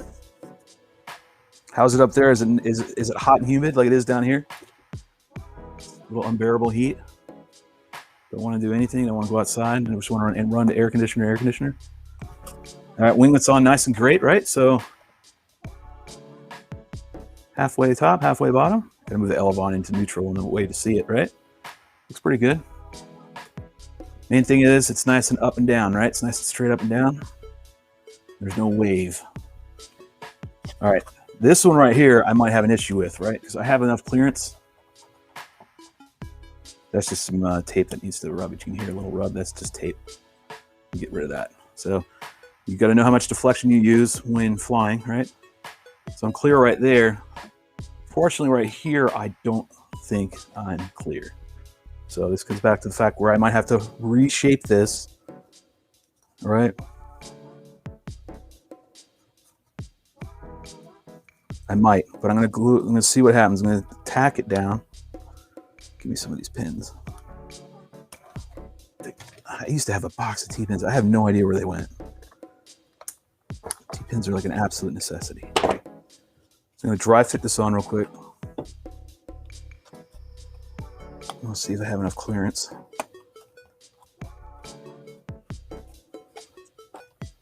Okay, just gonna put it on there real quick, real quick like.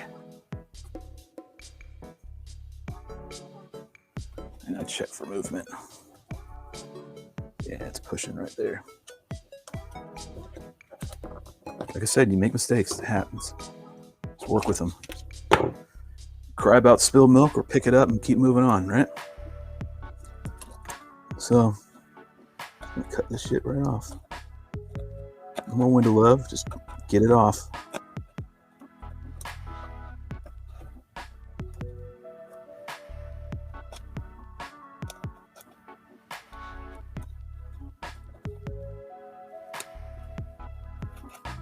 Cut. That's just over.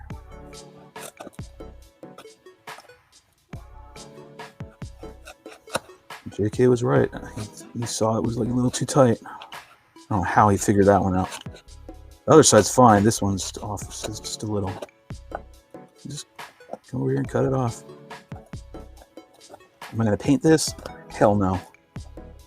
but I will tape it up just a little bit so the elements don't get to it. So clean up my cut here a little bit. You're really requiring scissors. It really was. Okay. Find where I poked the hole in last time. It's right there. Put it on here. There we go. Something right in the middle. Right there. Yeah, this is just a teeny bit of shaving. That's it. Not much.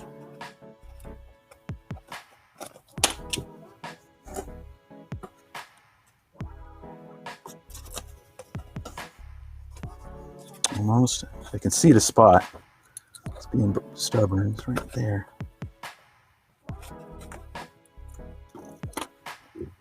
Cut a little bit of this off.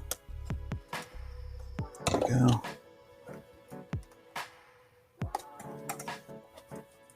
Much better.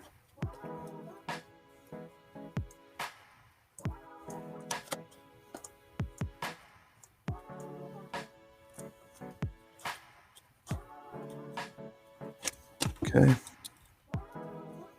So I'm right here. Around my corner.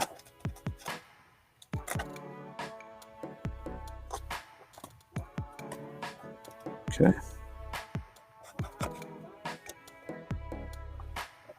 The optimum thing that would happen is if I'd be able to call the local hobby stores around here and they had all the parts on hand. Then I'd just double up and go buy everything. Let me go ahead and answer these messages. Do you tape or plug those leading edge of the flutes on the coroplast? That's a good question. I have in the past glued these up right here. What he's talking about is right here. The flute's right in here. I have glued these up before. I can't really say, well, I guess I can say, I don't know a big difference. I don't really know if there's a big difference, right? If you have seen it, James, because you've got a lot of experience, right? If you have, let me know. I'll be willing to give it a shot, right? If you haven't seen James Omega's videos, you should go check them out. They're really awesome. Another great wing pilot.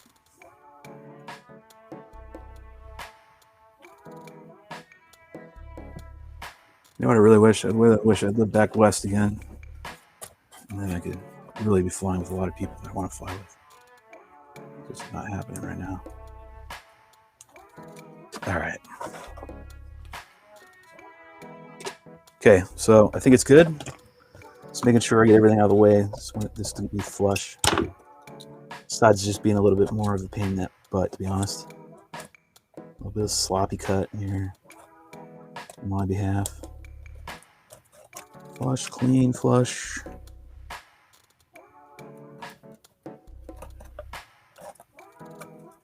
Good. Little piece right here. And then we should be able to put it, go ahead and glue this on. Yep. All right. Same thing as before.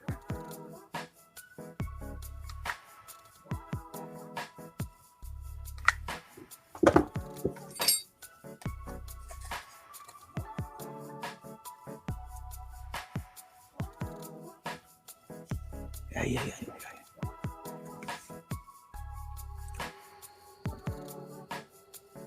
Okay, eyeball it, be equal top and bottom. Wish I could tell you, hey, there's a method to it, but it's literally eyeballing it. Okay, you only have so much time. Making sure it's balanced left and right. Equal as possible.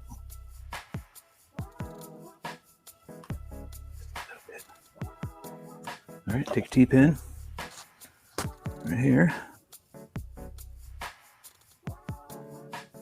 Should go right back in that hole, actually. Did.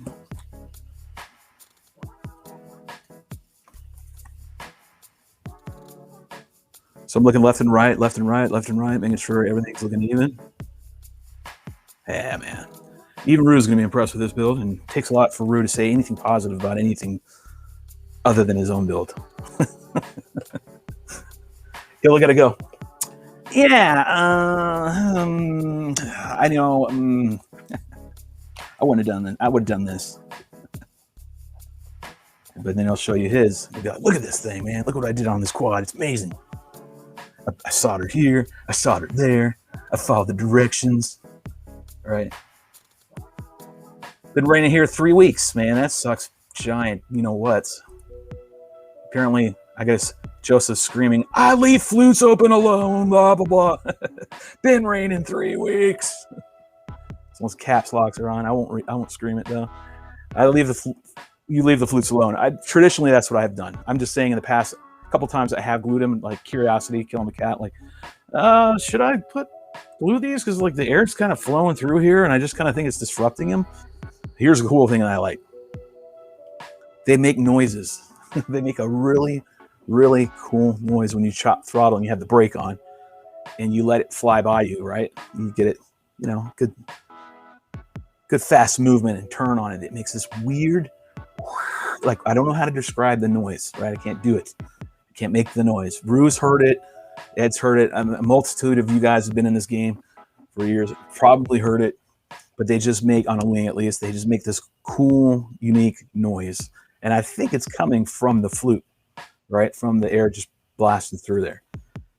I mean, I guess simple-minded people would think, like myself, well, if you covered these, that it would break, it would help with airflow. Maybe it's helping letting it go through here, right? Maybe it's aiding that. I mean, Chris doesn't do it on his, right? He doesn't glue the flutes, right? Doesn't glue these openings, keeps it wide open. So I, tend to not go against the grain when it comes to click. Batwing. Is that what we're going to call this? Batwing? That's some stupid ass name. The Batwing. It's really cool though, isn't it? I mean, it looks like the 48 did, really, to be honest. It's just, I love this. The more I'm sitting here and holding this thing, I'm like, I actually genuinely like this thing. This looks awesome. This looks awesome. So I'm pulling out the T-pins because you don't need them. That hot glue is pretty quick, right? You just need it for a little bit. You don't need it for hours and hours.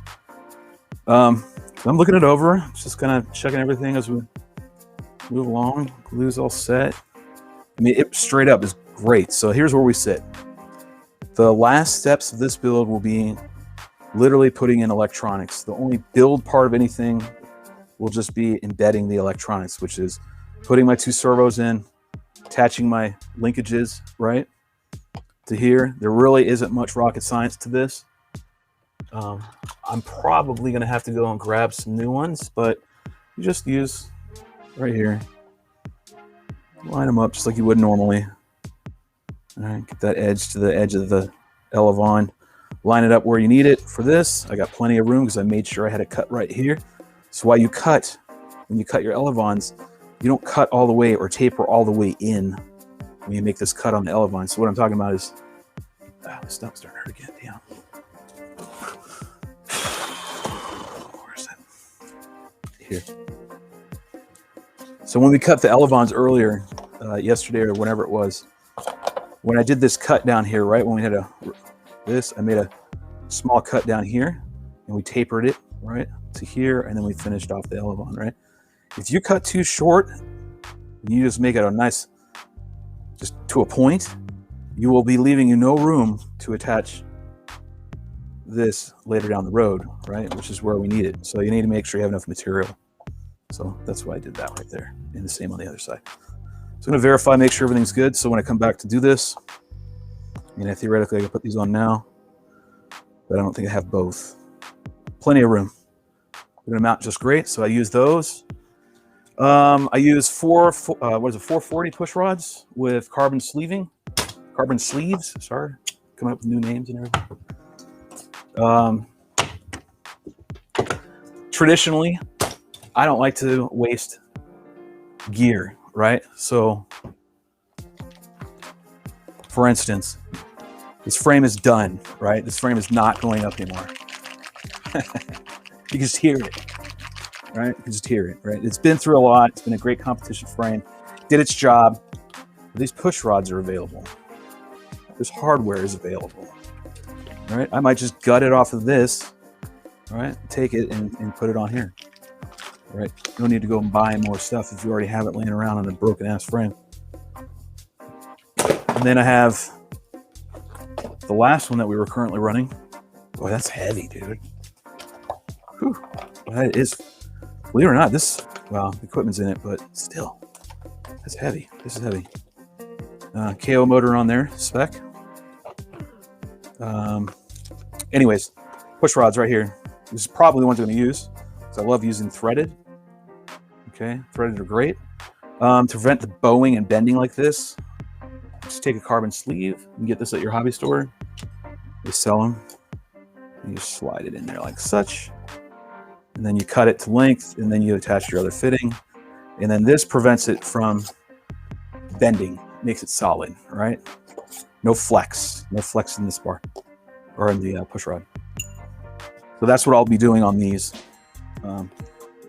Just finishing touches. And that's it. This frame, we already discussed the motor. Let's look at the compared to the old one, the one I competed with, when I had smashed into the damn stadium at Liberty 2018. This was a great build, though. This one honestly could be brought back to life. I think it's bad, and it's actually nothing compared to like Rue's last crash. Could hunt down the. So there's the. Oh yeah, here we go. So this is the same. Boom. All right, no, they're the same. Compared to, you got an old one then, Rue. You got an OG original. So this is a more updated, I guess, version, but solid version, lightened version. So you can still get these. These are in production. See, I knew I was right. These fits, Parkour 44, right there on there. I could tell. I knew it. They're not etched on these. They're etched on my old one. That's still got the motor, 2500 kV, 2217. I won't run that one because I'm not racing. It's going to be a fun bird, Rue. I think we got ourselves a good one for the fleet. I think we're going to have a good time flying, chasing this one for sure. Let's see. Diller's up in here. Probably doesn't make much of a difference either way. Here's Joseph screaming at the top of his lungs. What's the all-up weight going to be, you think? I don't know. I don't know. I'm the king of Frankenstein quadcopters. Yeah, you are, man. It's like I'm the same with wings, right? I don't know the all-up weight. We can pull it up right now, though. We pull up the tentative weight, right? Got my scale right here under this horseshit version of laminate. You guys watched yesterday's live stream. Oh my God, that was awful. I'm still complaining about it today. All right, let me go ahead and plug this in. Take that out. Suck my ass. Upside down, man. Got some technical issues going on right here. All right, come on. Piss me off now.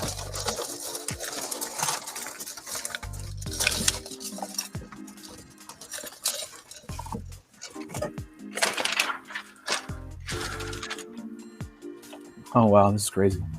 Just found this old wooden square dowel, right? Back in the day, this is old leftover. I used this as a main spar in a wing. Thinking it would work. Snap! Then you understand the power of a G, right? All right, let's see what this weight is right now. Okay, see if I can get it over here on frame. I might not have enough slack. I might. Okay. All up weight currently is where we sit right now. Call it dry weight, whatever you want to call it. Gets it to balance this a little bit. We're sitting at 370, 360.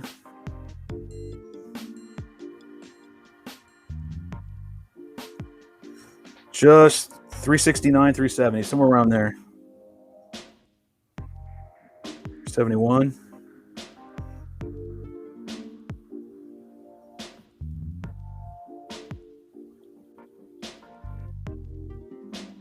It's like a 370, somewhere around there, low 370s. That's what we're looking at. So I put it in relation to the other one, that proto that we're running, right? That we're going to get figured out. That was 460 $74 all up. That was with everything, including battery. So this is going to be far, far heavier than that. If we threw the motor on, that would be another 54 grams. So we're 420s now, right? If I ran the T motor. If we're around the Spec, it's another 50 grams. About the same, right? I think T motor and we're only off by 5 grams, so it's a 5 gram difference. So you're already at 420. You add a battery in there, it's another, what, 180 grams, something like that. Well, actually, it's a freaking 4S, 3200. Totally different now. Let me see if I have one back here. I have them in the other room. So yeah, we're going to be pushing.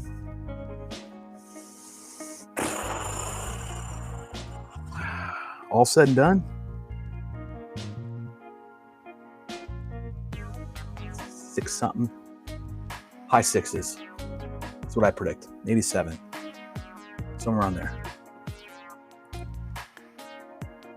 I will head over there in about an hour. Oh, sweet. Biggie, you're coming on over? Well, I'll just stay up then. No reason to turn down the stream. I mean, 2 hours versus 3 hours. What the hell's the difference? But Brian's on his way. See, people come to the shop. They like to come over here and see the drone here. Yeah. So there's where we sit. I got to know what the 2217, 2300 kV motor is for weight. Get to pull up the data. I would imagine it's probably around 50 grams, somewhere around there, probably same as these other motors right here. But yeah, this looks great. All in all, she's ready to roll. Fresh. Everything's in there nice and easy. No battery strap. I'm not going to use one. I don't want to have that. So what I use, you can use clear packing tape. This will hold. Let me see if I can grab a. Do I have any out there? Hold on a second. Let me see it. But you do want to know this part.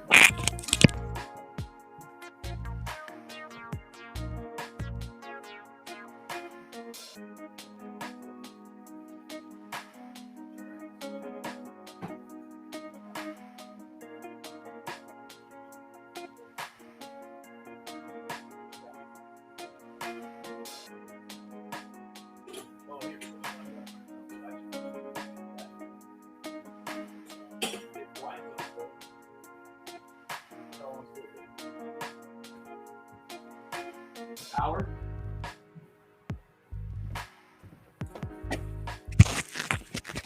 Oh, man. All right, so here's the old 3700s I used to run, right? I'm not running these anymore. I know for a fact that my batteries are smaller than this, and I think they're going to fit perfect.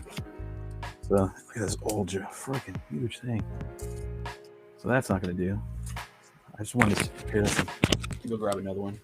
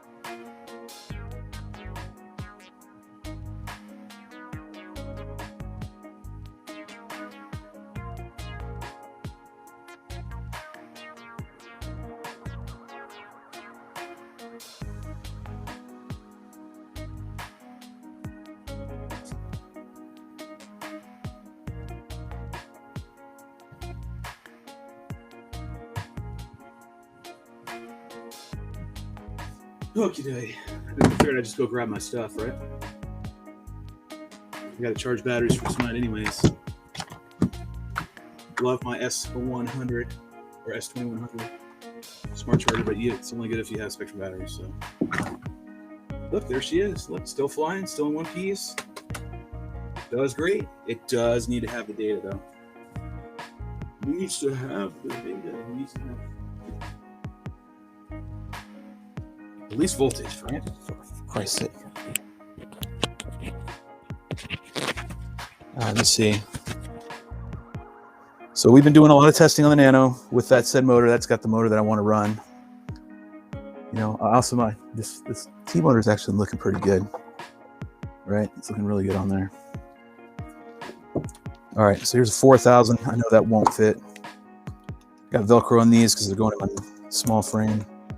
Mini Drak, yes, it will fit. Oh, that's so nice to see. It will fit. Slight bulging right here and here. That's okay. We'll deal with it. It fit nicely. And this Velcro, well, I have to take it off or do something. So now with that, just to load on the battery, we're adding another. Let's see what the all-up weight is now.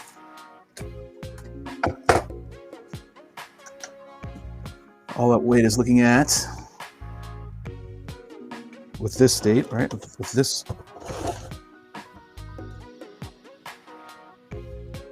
Oh yeah, we're already above. It's gonna be heavy. It says 700.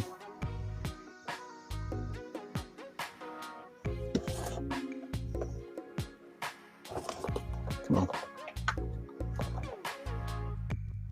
Yeah, it's not right. It's not getting all the weight. I hate weighing wings. It's such a pain in the ass.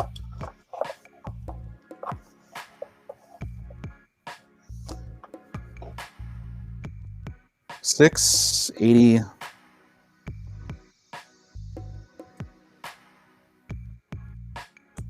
So it's like $689 is about what it's pulling in with just my battery. So then you got to add in another 50, so we're over 700, 730 if we add the motor. ESC is going to be pretty light. Camera's going to weigh a little bit, and the nose piece is going to weigh a little bit. So who knows, man? She's going to be a little bit of a piggy, I guess. That's okay. Look at that thing. Would I compete with these batteries? Because you didn't ask? And I'll tell you anyways, no. When they don't seem to perform under really, we're having some issues. Let's put it that way. Like, I don't understand. I'm getting some dead cells. I won't say dead cells. I'm getting cells that are not getting discharged. Now, it could be just the way in which I'm running them, but I've been very nice to them. I've been charging them properly. Been discharging them properly. But we might be just taxing them really hard, okay? And that might be the issue that we're coming across. Let's see what we got going on here. Rue, I remember my days of popsicle sticks and zip ties. Hell yeah. 687 would be still quite a bit less than my 5-inch quad with GoPro. Well, I'm telling you, that one that we were running, the one that we're going to try to get out to everybody in the future, 470 something, all up weight, camera. I mean, everything in it. And crazy. Brian's coming in under another name. I challenge you to the Frank. Oh yeah, that's a good thing. Brian brings up a good point. I don't know why Brian's using 2 different accounts. He just used one to talk to us on one. But either way, Brian is the king of Franken quads. I have to give him that. So, Rue, you thought you had it. No. You have to go to B's if you haven't been to Brian's and seen his mini drone hanger and the shit that he has in there that he's done. It's simply silly. I think his caps lock is broken here, Joseph. Joseph caps lock. Wow, about the same as my 6-inch quads. Much respect, Shelby. Thanks again and cheers. My pleasure, man. Looks very, very, very, very, very, very good. All right, is that good right there? And that's good right there. See, Brian's going to come over here and go, damn it, why can't you get my jug done? I'll be honest with you, the jug is a lot more labor intensive because there are no pre-cut slots for your spars. We got to measure all that out. It's a lot more. It's old school building, to be honest. So there's where we sit. Today's Friday.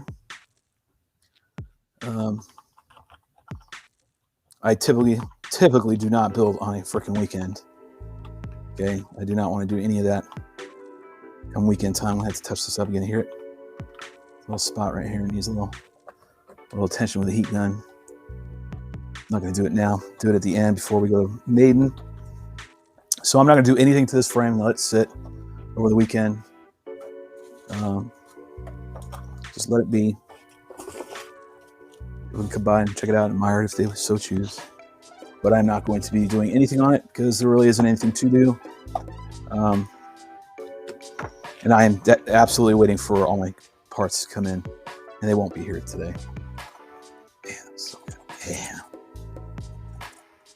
Man, I just like looking at them. Once they're completed, you can just tell if the frame's going to flag it or not sometimes just by looking at it. That's going to fly awesome. That's going to do some stuff that I've been wanting these specs to do for quite some time, I think. Now, I've competed with the solid version, but I didn't freestyle. I literally built just race, and I didn't do anything else with it other than race. Will the maiden be live stream? Yeah, I'm thinking about that. It's a lot of pressure to put on us, but, you know, as far as like when it fails, because it probably can very well fail. One thing I have to figure out is I have to figure out the CG on this. Pretty sure Click will have the CG for me to mark and put in there. As soon as I have the CG, I think the rest should be okay, and we could do a live stream and get away with a successful maiden. I think I'm pretty sure we could, provided it's not Rue throwing me or Ed. I mean, they were doing great for a while, but all of a sudden their streak of launching me properly has gone straight into the crapper. Rue throws me with a torque roll built in with his wrist, and then Ed throws me some other wild ass way straight up, induce freaking a stall.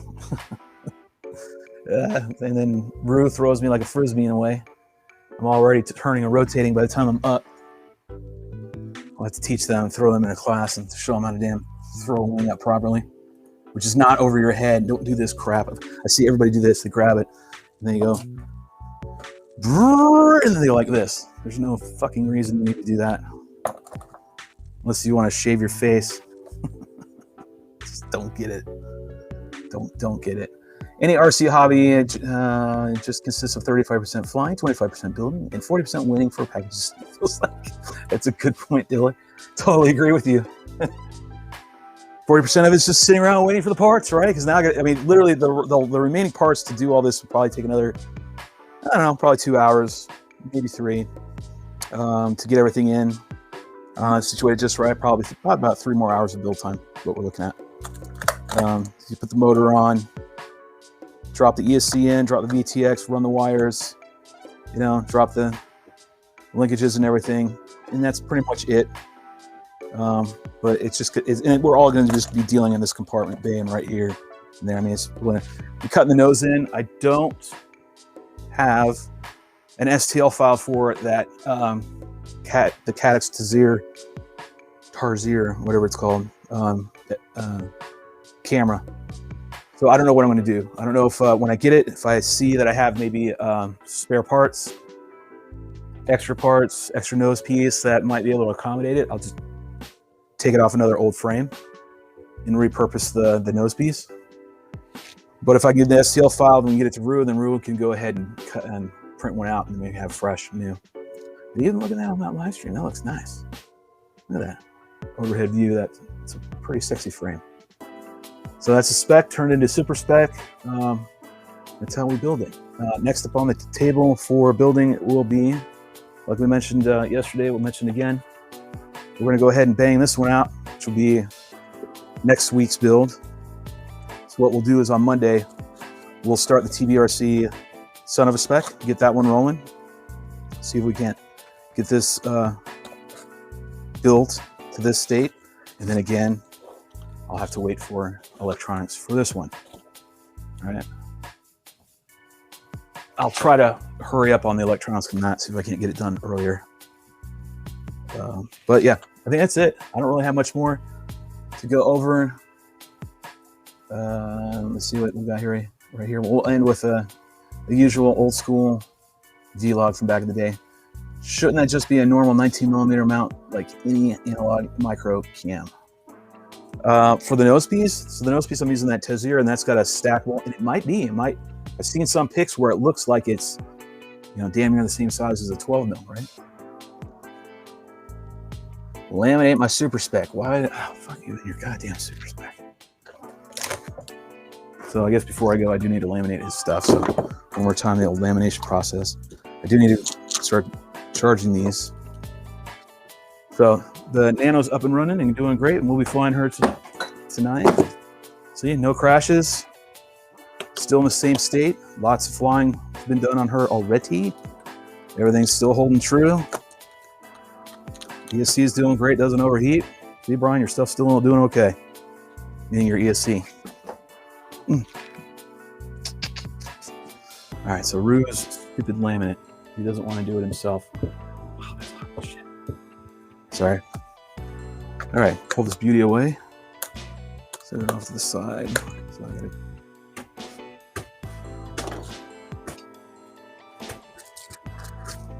All right, touch up Rue's Super Spec.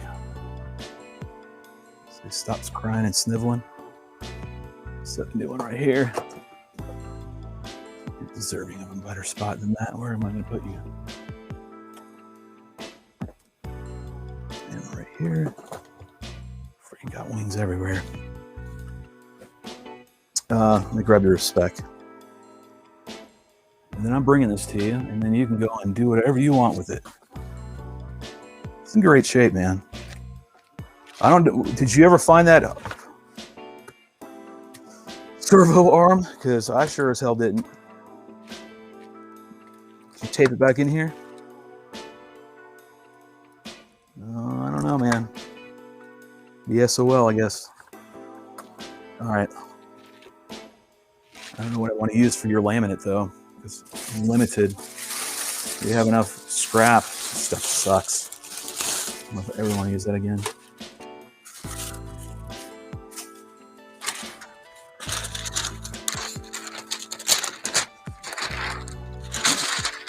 It's a little better.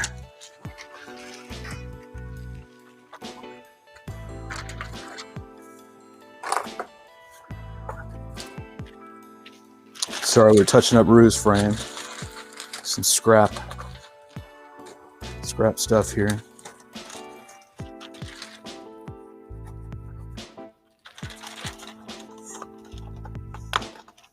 So I'm just doing a quick repair so then he can get this one back up. Finding out how much lamb I need to use, where I need to use it.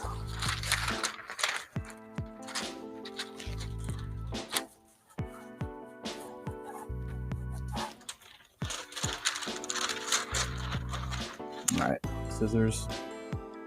Or my short ones.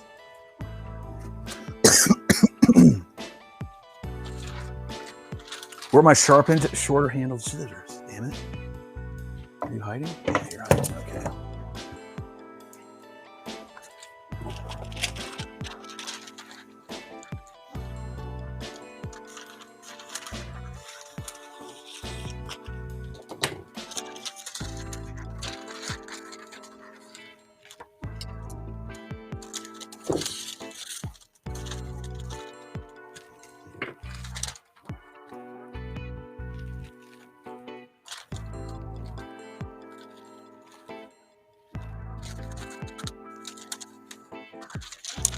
Oh, this bitch.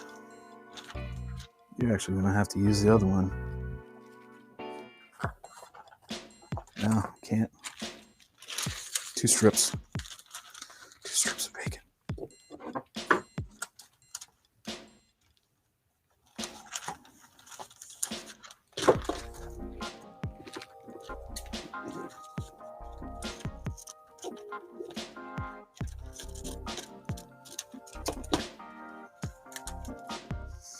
Okay. Tape.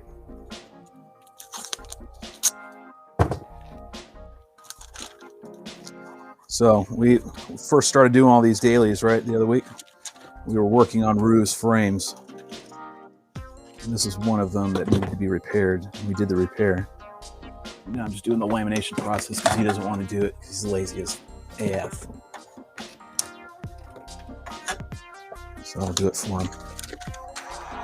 Using 3 mil, close to 5 mil. So that's what his frame currently has on it, I think. Not for sure, I didn't build it, so I'm just going by experience. I think that's what he's got on here. I think that's what Booth used. Some 3 mil laminate.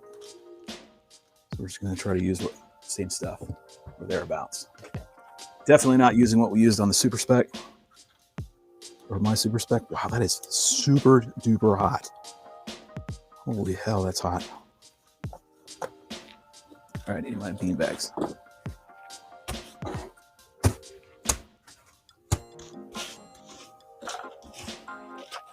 there we go.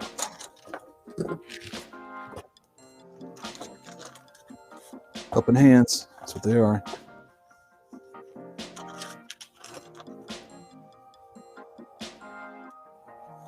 Okay.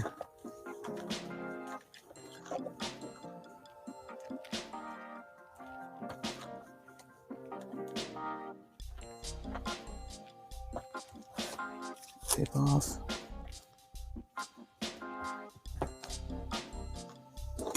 This doesn't need in there, it doesn't need much. Cut this down. I'll actually use sharpened scissors. Just overlap it. About an inch or so. That's all you need. Around it, just like we did yesterday with Super Spec, same technique. Okay, not much different. Although this is a repair. So the difference is everything's put together. Right? That's the main difference. You gotta work around the fencing and whatnot.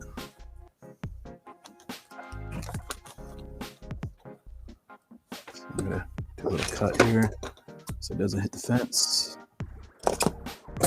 Go back over it.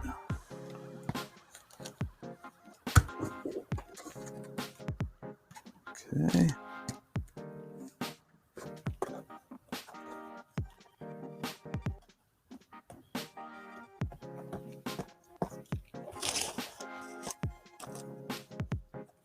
Yeah, use these bean bags, they're good friends.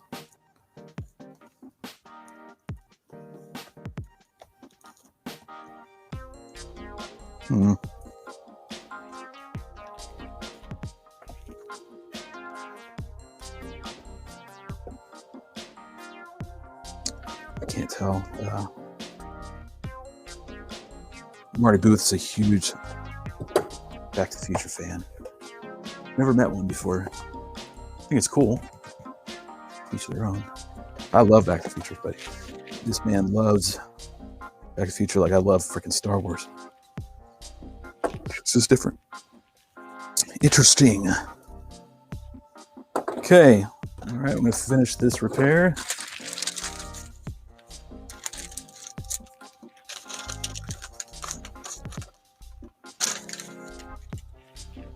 You have just enough. So I can ditch that shoddy part right there.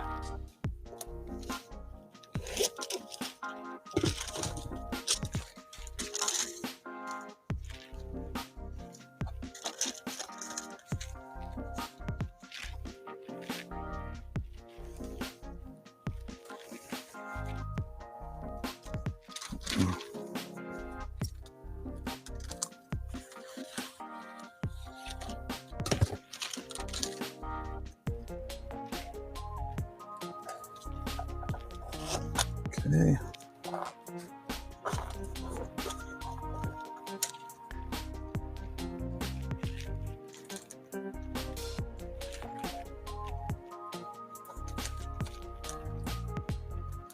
It's going to be a little bit different. We're going to do it nonetheless.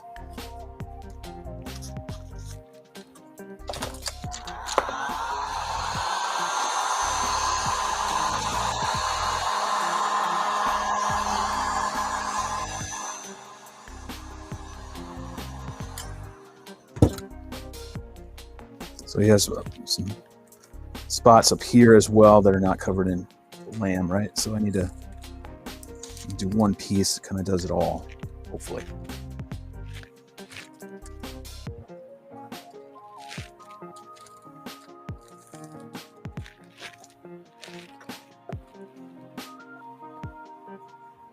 This is straight up elevator music. I can hear it from here. We're going to have to figure out a solution for the music. This isn't cutting it. I'm going to use it today, but I don't know about the future. All right. Oh, gotta stop while I'm ahead.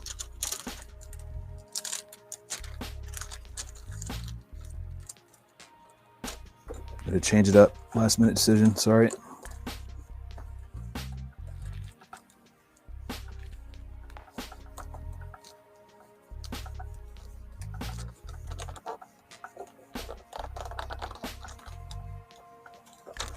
So there's a big spot under here that I have to cover. I can feel it. And I'll have to do just a couple patches here and there to fix it.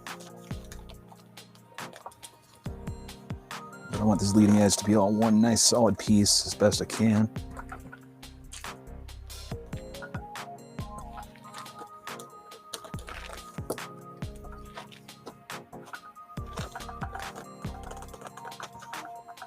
Round it over.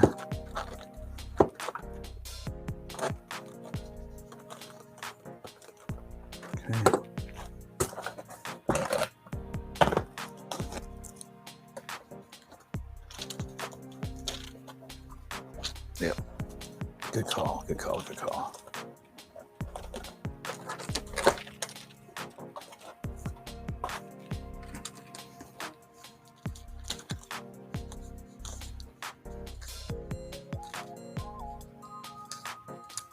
Concentrating. Lord knows if I screw it up, I'm gonna hear about it from Rue. So I'm gonna make sure I do it perfect for His Highness.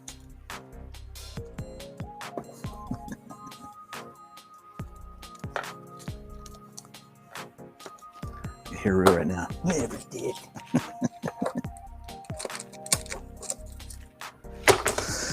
Oh, but it is cool, man. It's gonna be cool to see Stacy and Bubby, and do some flying in August. It's gonna be cool, man. It's coming right up, man. It's around the corner. Guess we'll keep it low key, right? Just be us, all hanging out. Got FPV Mama and got Bubby, and you guys are gonna wreck some stuff. They're gonna do some chasing of my wings. He'll have a fun day, that's for sure. Cool. Now we got Rotor Ride up here for a weekend hanging out. Cool if we had more of the crew though. All right, Rue. Let's see what I can get you all done right here.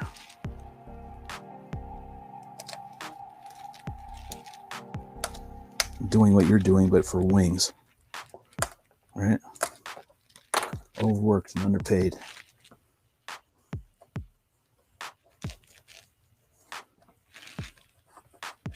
All right, that's done right there.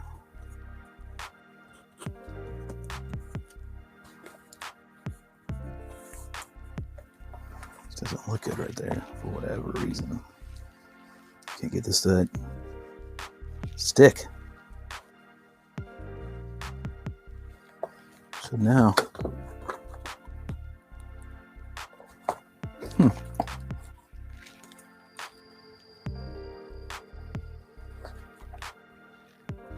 all right, that's good. Check in with the chat, see what you guys are writing, if anything. Let me see. Gives me a little break too.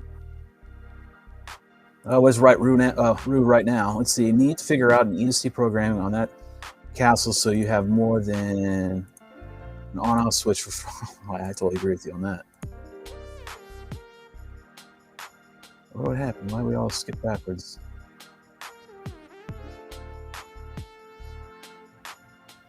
Sorry, somehow it just jumped. Yeah, we need to figure that out. I need to just get a programming board. I might have one. You should have spares. Yeah, right now, literally the Nano is like it's like an on-off switch on the throttle. I can only get up to half throttle and it's full performance, right? And I've tried to calibrate the ESC over and over again, and in the instructions it doesn't show you how to calibrate it. So weird.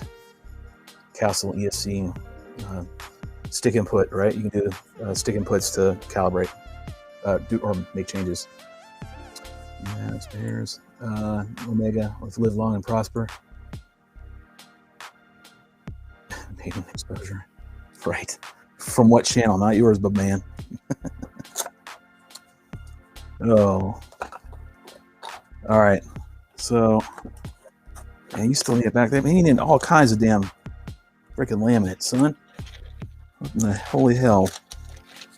I don't know if I have enough laminate for all this for you, because I don't want to start putting on this heavy land, right? This heavy land is not what you need. So I'm grabbing scraps of the old school stuff. I'm straight up going to the junkyard and pulling up pieces. You get what I give you.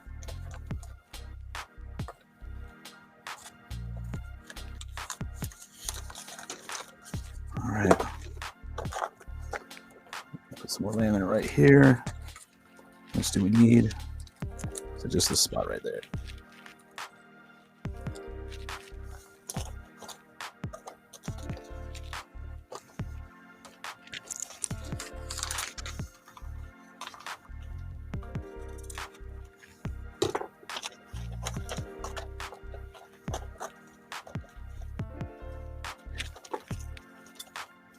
Let's see where I'm at.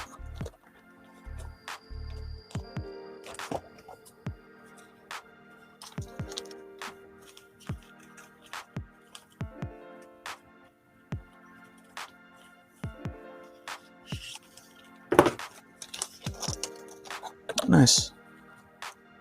Okay.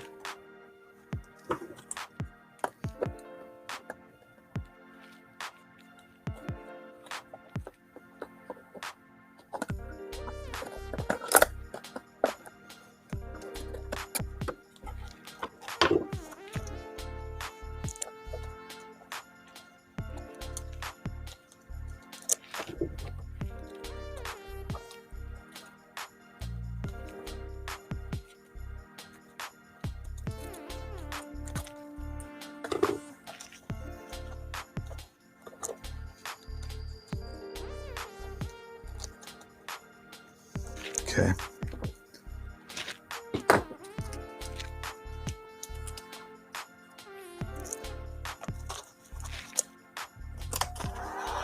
Hey, simmer down.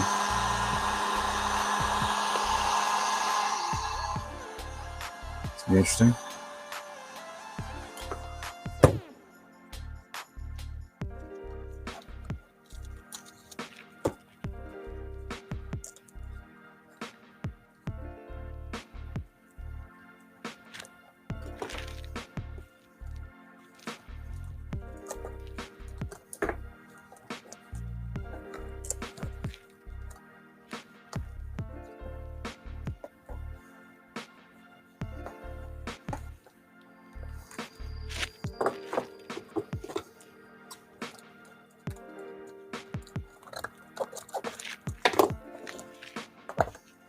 See, this is what you get, Rue.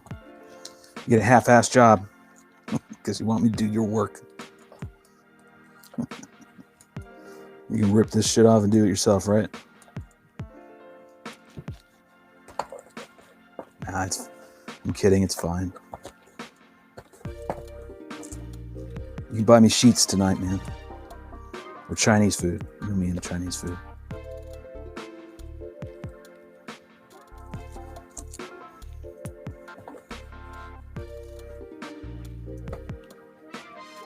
Alright. It's pretty good. Trim some excess off. Marty did a good job on this one. Marty's got like magnets on this. Schniz makes it all nice. Sticks, the canopy sticks down.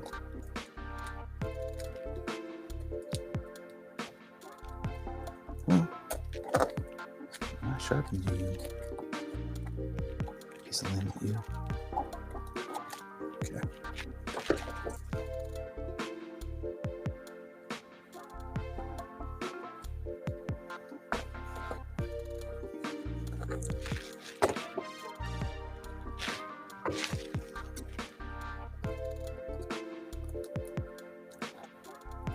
Okay. There you go on that. I know I got another piece of laminate I got to do, and it's down here, and get a little touch up right there, nothing major.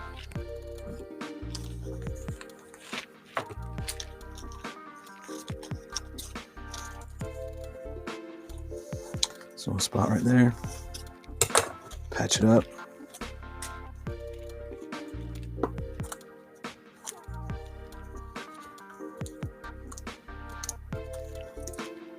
Probably can go this way. I won't heat this one up, just put it on.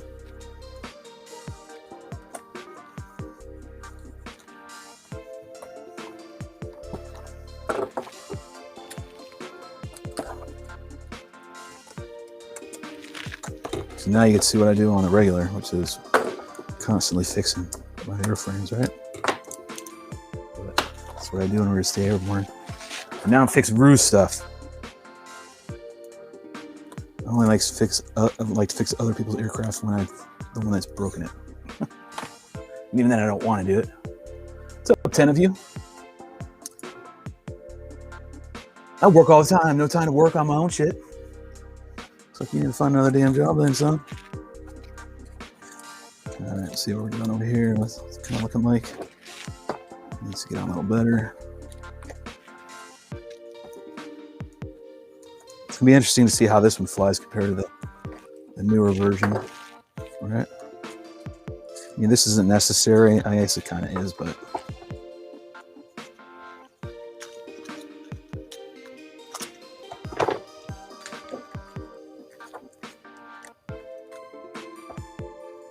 it is still. It must be getting hotter out, man, because AC's going, and I just feel like I'm getting hotter and hotter and hotter.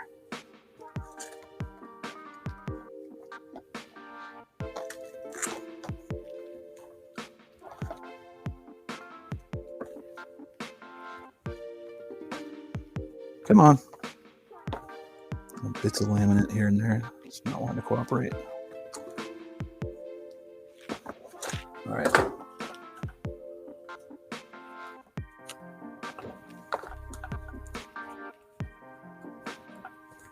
I'll leave you to that. I'll let you figure out how you're going to do your canopy cover for your electronics bay. Looks like it's okay. All right, are we done with this top side now? I think we are. All right, top side is it's finished.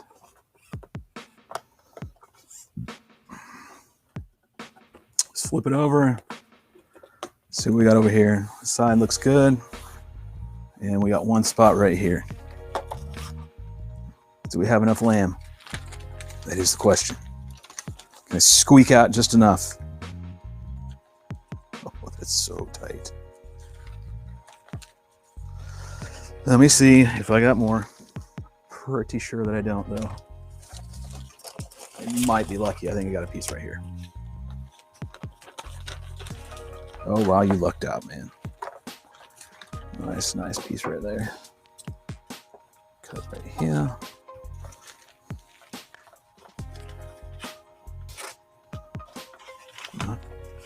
Curled up for a while.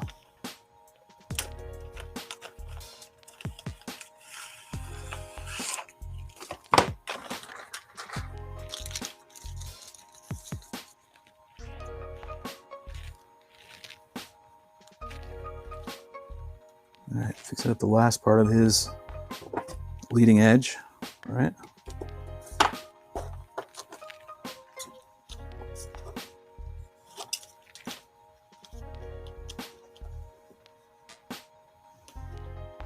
Needs a little more cut off, just a smidge.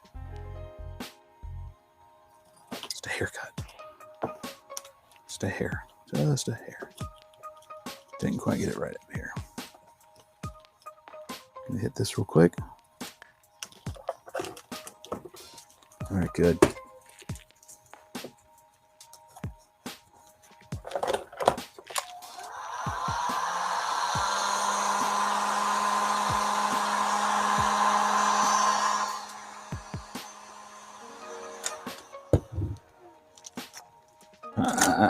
on, we ain't ready for all that.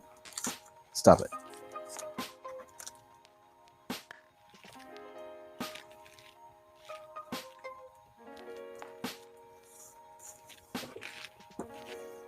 All right.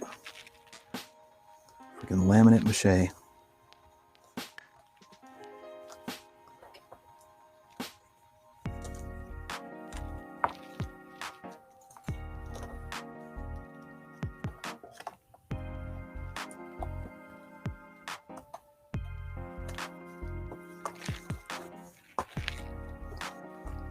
Round it over like before. Then Rue, you have a no excuse. You are ready to go and put your electronics in here. Go fly Super Spec. This is an older version, by the way. Or is this the V1 Spec Wing? Can't be, because it's too big. Spec Wing and the very early ones for RiteWing actually had fencing on it, but that got no-go'd. So, sitting down because I'm getting lazy.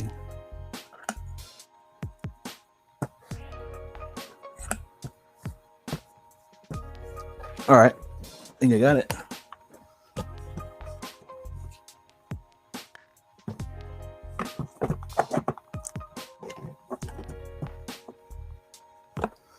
All right, so another hand-me-down, another Booth, Morty Booth hand-me-down. And we're gonna see how this one flies. Or Rue's gonna see how it flies, right? Wait, I don't know what laminate Marty used. I'm not digging on him, I'm just saying whatever laminate it is. It's that same, very familiar to the one that we used yesterday to do the Elevons that you found out that I absolutely hate.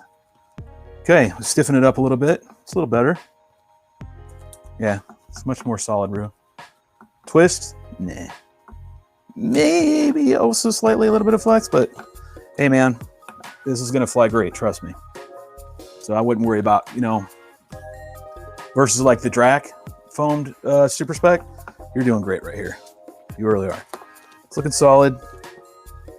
Touch it up a little bit here and there with heating iron. Get that laminate sit down a little bit. It's needed. Just a little bit. You can see all the wrinkles in there.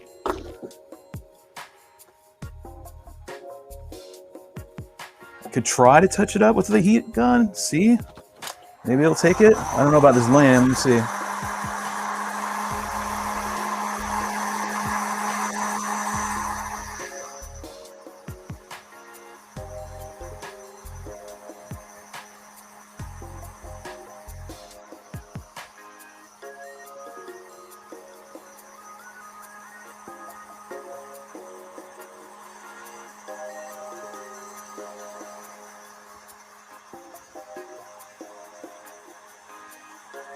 Seems to be taking it. Oh yeah. All right, there we go. Rue, I'm spending entirely too much time on your busted ass frame. You're definitely buying me sheets tonight, my man. Chinese. All right, so this is looking actually really good up here now. It's looking really nice. Smoothed out, nice, very glass-like. Okay, do two ways of doing it. Once you've heated it up, I like to use the bean bag. Just kind of gently rub in there. Make sure that laminate sticks to what you just did to it, right? Make sure it sticks to the foam. Okay, don't put a lot of pressure on this, just some. So you get to the foam. That's all we want it to do. All right, or you could go back over it with heat, your iron, but you got to be very careful that you don't induce too much heat and cause a dimple or deformation in your foam, right? But that actually took the heat gun really, really well. So I don't know if this is showing up. We tried to do it the other day. You see all the wrinkles right there. Hopefully you can. Versus heat gun, get the wrinkles out. Right? This is not tacoing the frame. Okay? This is not tacoing the frame, as they say. It would if you were doing it the way I used to do years ago. You would be tacoing the frame, which means inducing a warpage into it. How floppy does it feel with a new spark? Man, you and your, get over here and fix it. Let me see. We'll go back up and check the chats. see. Dang, Rue, how did I get Shelby to build a wing for me now? Yeah. See what you started? More of a cruiser with some acro abilities. I guess he's talking about his frame. It's again 107 today and then 112 tomorrow. Nice. That's banana hammock and flip-flop weather, right? Jesus, it's so hot, man. I don't know how you guys do it out there in Arizona, man. Larger wings probably help with lift and efficiency. Well, flat bottom wings do. Larger also helps with adverse yaw, correct? Learning a lot today here. I just want to fly the damn thing. I haven't flown it yet. Gifted from Marty Booth. That's correct. It is gifted from him. It's ready to go now. It always amazes me how clear laminate gets as soon as you heat it up, isn't it? It's the right way. It's almost like satisfying in a way. You're like, oh, the wrinkles are away. How flabby does it feel with the new spars? It feels great, man. I'm telling you. You'll feel it. You'll be like, okay. It's way better than it was. And remember, this is a free frame that you got. You didn't build. Okay? So you take the floppy that comes with it and you learn to like it, son. Be happy that you even have one of these in your fleet. All right? And I sat here and fixed it for you. So very little, if anything. It's like it really is gone. No, not to be real though. It is going away. All right, so here are all these wrinkles right here. Hopefully you can see all those. I'll try to do my best to get them in view. We get a before and after comparison, right? You can see what I'm talking about. There we go. Trying to get it to go in there. Hey, show yourself. Show your damn wrinkles. You know, I tried my best. Now I'm gonna get to it because it's driving me nuts. All right. Like I said, don't use a heat gun like this until you've practiced on an old frame, foam, laminate. Please do that first. But once you've learned how to use it and how to work with the heat gun, it's an amazing tool to help in rebuilding. This is primarily what I use it for, is when I do any kind of rebuilding. After a crash, this helps tighten everything back up.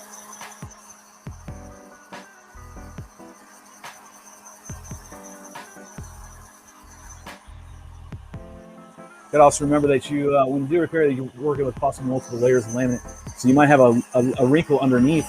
It's not pertaining to the actual top part. In other words, you won't be able to get it out, and you'll be sitting there putting the heat gun on it for way too long, and then you'll induce a dimple into the frame, and then you're gonna have a very big problem then as far as the way it's gonna perform. So just be mindful of that, okay?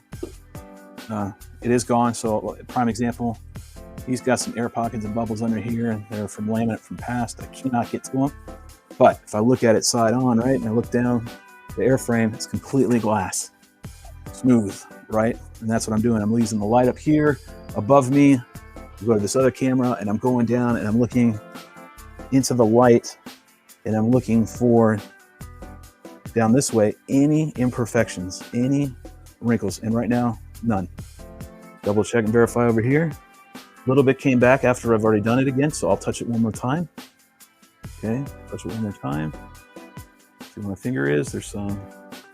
Touch a little bit more, but it's much better than it was. Okay. And again, this frame is crashed. It's gone nose down and been busted up. That's why Rue even owns it at this point, because it got busted up. And Marty was just like, I don't want it, so I'll give it to somebody else. And here it lies. I wasn't be the one to be fixing it, but hey. So there's a lot right under here. See, I don't even know if I want to mess with that. Weird. Very weird. Very funky. Weird. It's getting solid. I'll try touch up on the bottom here and see if that'll do anything.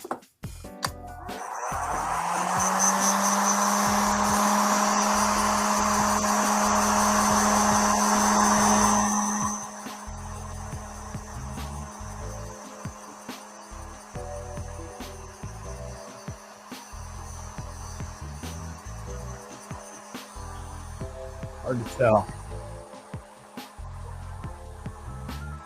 Look like the creases.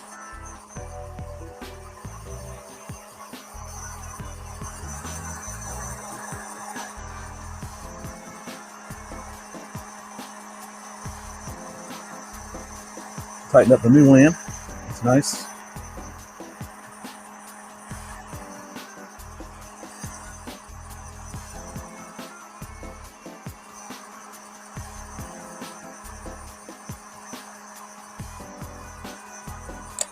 Okay, go with my bean bag. So this weird. I don't know how Marty did this, but you sight on it, you can't see the wrinkles, but when you look down on it, there's like a gazillion of them, right? But they're not there. When you rub your finger across, they're not even there. It's like it's underneath another layer of something. Might have done 2 pieces of laminate. I don't know, but it's not on the surface, so it's not going to do anything to inhibit airflow. So I'm not too worried about it now. Try to get it out. That's what I mean. If you can't get it out, leave it alone. It is what it is. All right, and it's these kind of wrinkles, right? They're like folded and creased. You can't get those out. You have to rip the laminate up, pull the tension, and get it out. That's the only way. So, all right, Rue. I think I am done with your frame, bud. I think I'm done with your frame. Done with your fix, your rebuild, whatever you want to call it. Now you got me being extremely anal about it.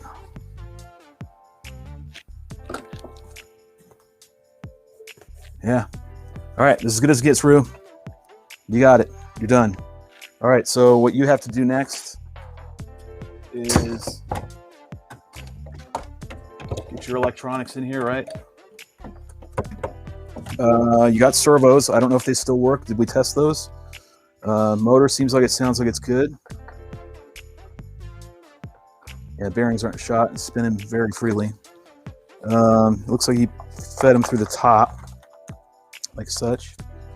So you're gonna need your FPV camera. You need to test the servo and you need to find that arm. And if you're telling me I need to look for the arm, you're full of crap and you need to come here and you look for it yourself.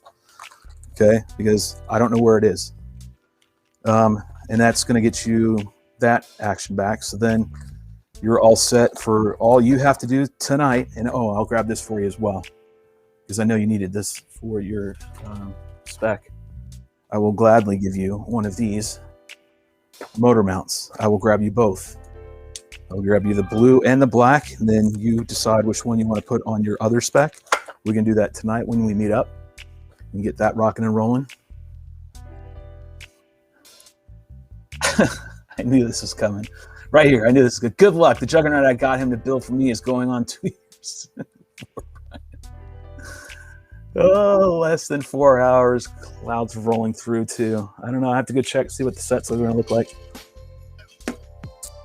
B, come on over here and we'll work on it. Got to remember, guys, it's a lot of work. All right. This is not as much time I want to put into this frame. That's it. I don't want to put any more time into this frame. The rest is you, Rue. I fixed it up. You got it all. Leading edges are all fixed. All the patches are covered up that needed to be covered up, I believe. If we're missing one, then we're missing one little teeny spot probably somewhere. But I thought I got everything. Just verifying. Oh, just because I know how anal you are. Just one teeny spot. Right there. Just like less than the size of a dime. There you go. Patch it up.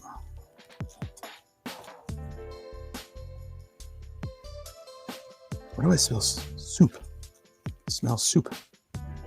The body's saying it wants soup.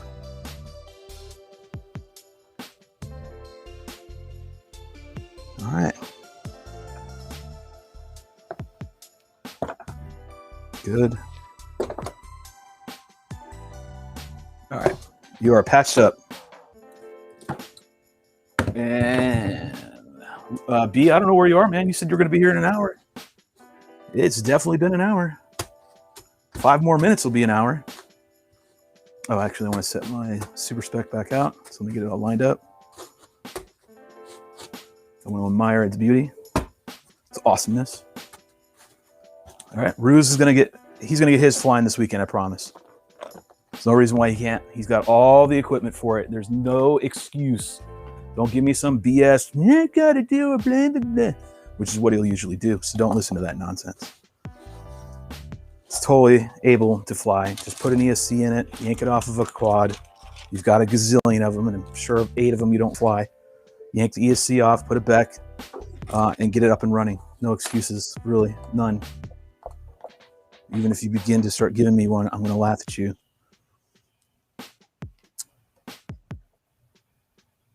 No, I don't have a box full of spares, my man. Sorry to give you the bad news on that, but I do not have a box of spares for push arms or servo arms.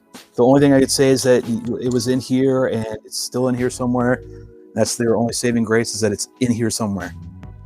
And we just had to find it in the bits and pieces that are over there. Now, there's my motor. I'll be honest with you. This T motor keeps speaking to me. Plus, I want it to be out here, like such. And drop it in right there. I need to know what the CG is on this, so I'm gonna have to find that out. But there you go. All right. B's not here, so we're gonna continue on finishing up kraut on a refurbished coffee table. See, I knew it would be here now. Over an hour, I've already finished my lunch break. All right, so what I'll do is like I do every live stream. We finish with an OG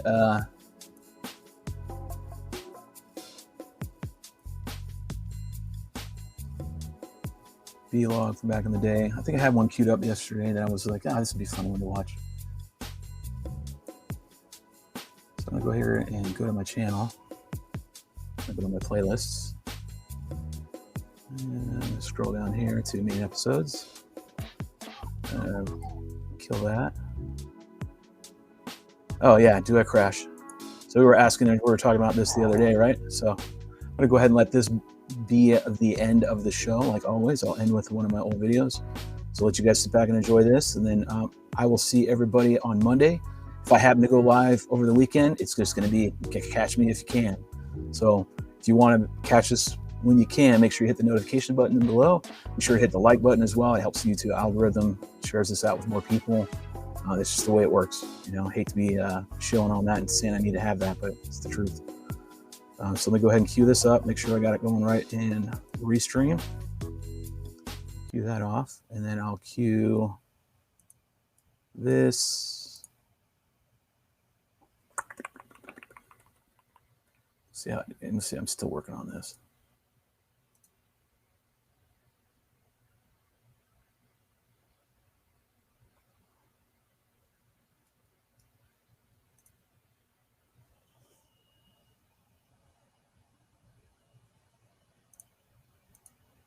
No, that's not it.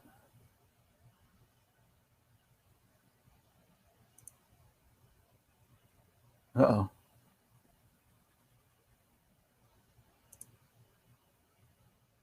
That went really, really south really quick. It's like, what was that? That was not good.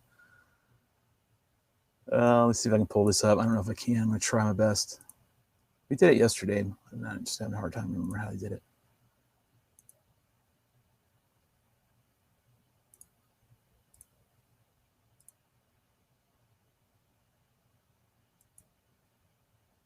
Okay, yeah, I got it right here.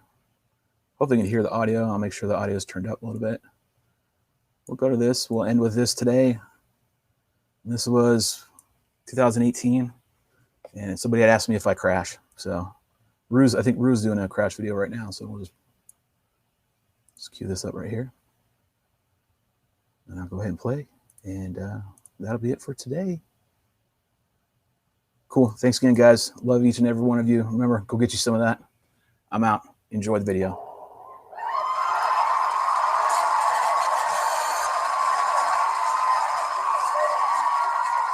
What up, folks?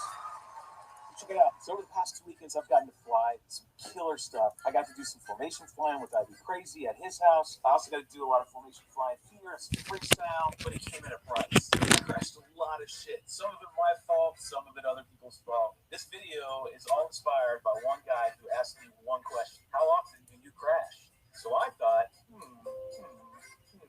I think I should do a video on that. So basically this video is just showing you how much crap I destroyed this weekend and some of the DVR shitty footage that I've got. So now's the time. Question is, how often do I crash? Well, here are some examples. Crash probably 20, maybe 30 times. How often do I crash? Well, this one's been crashed at least 30 times.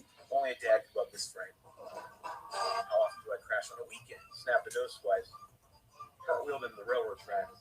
Top the ESC. Here's how many cameras I went through. 1, 2, 3, 4, 5, 6, 7. Just look at the nose.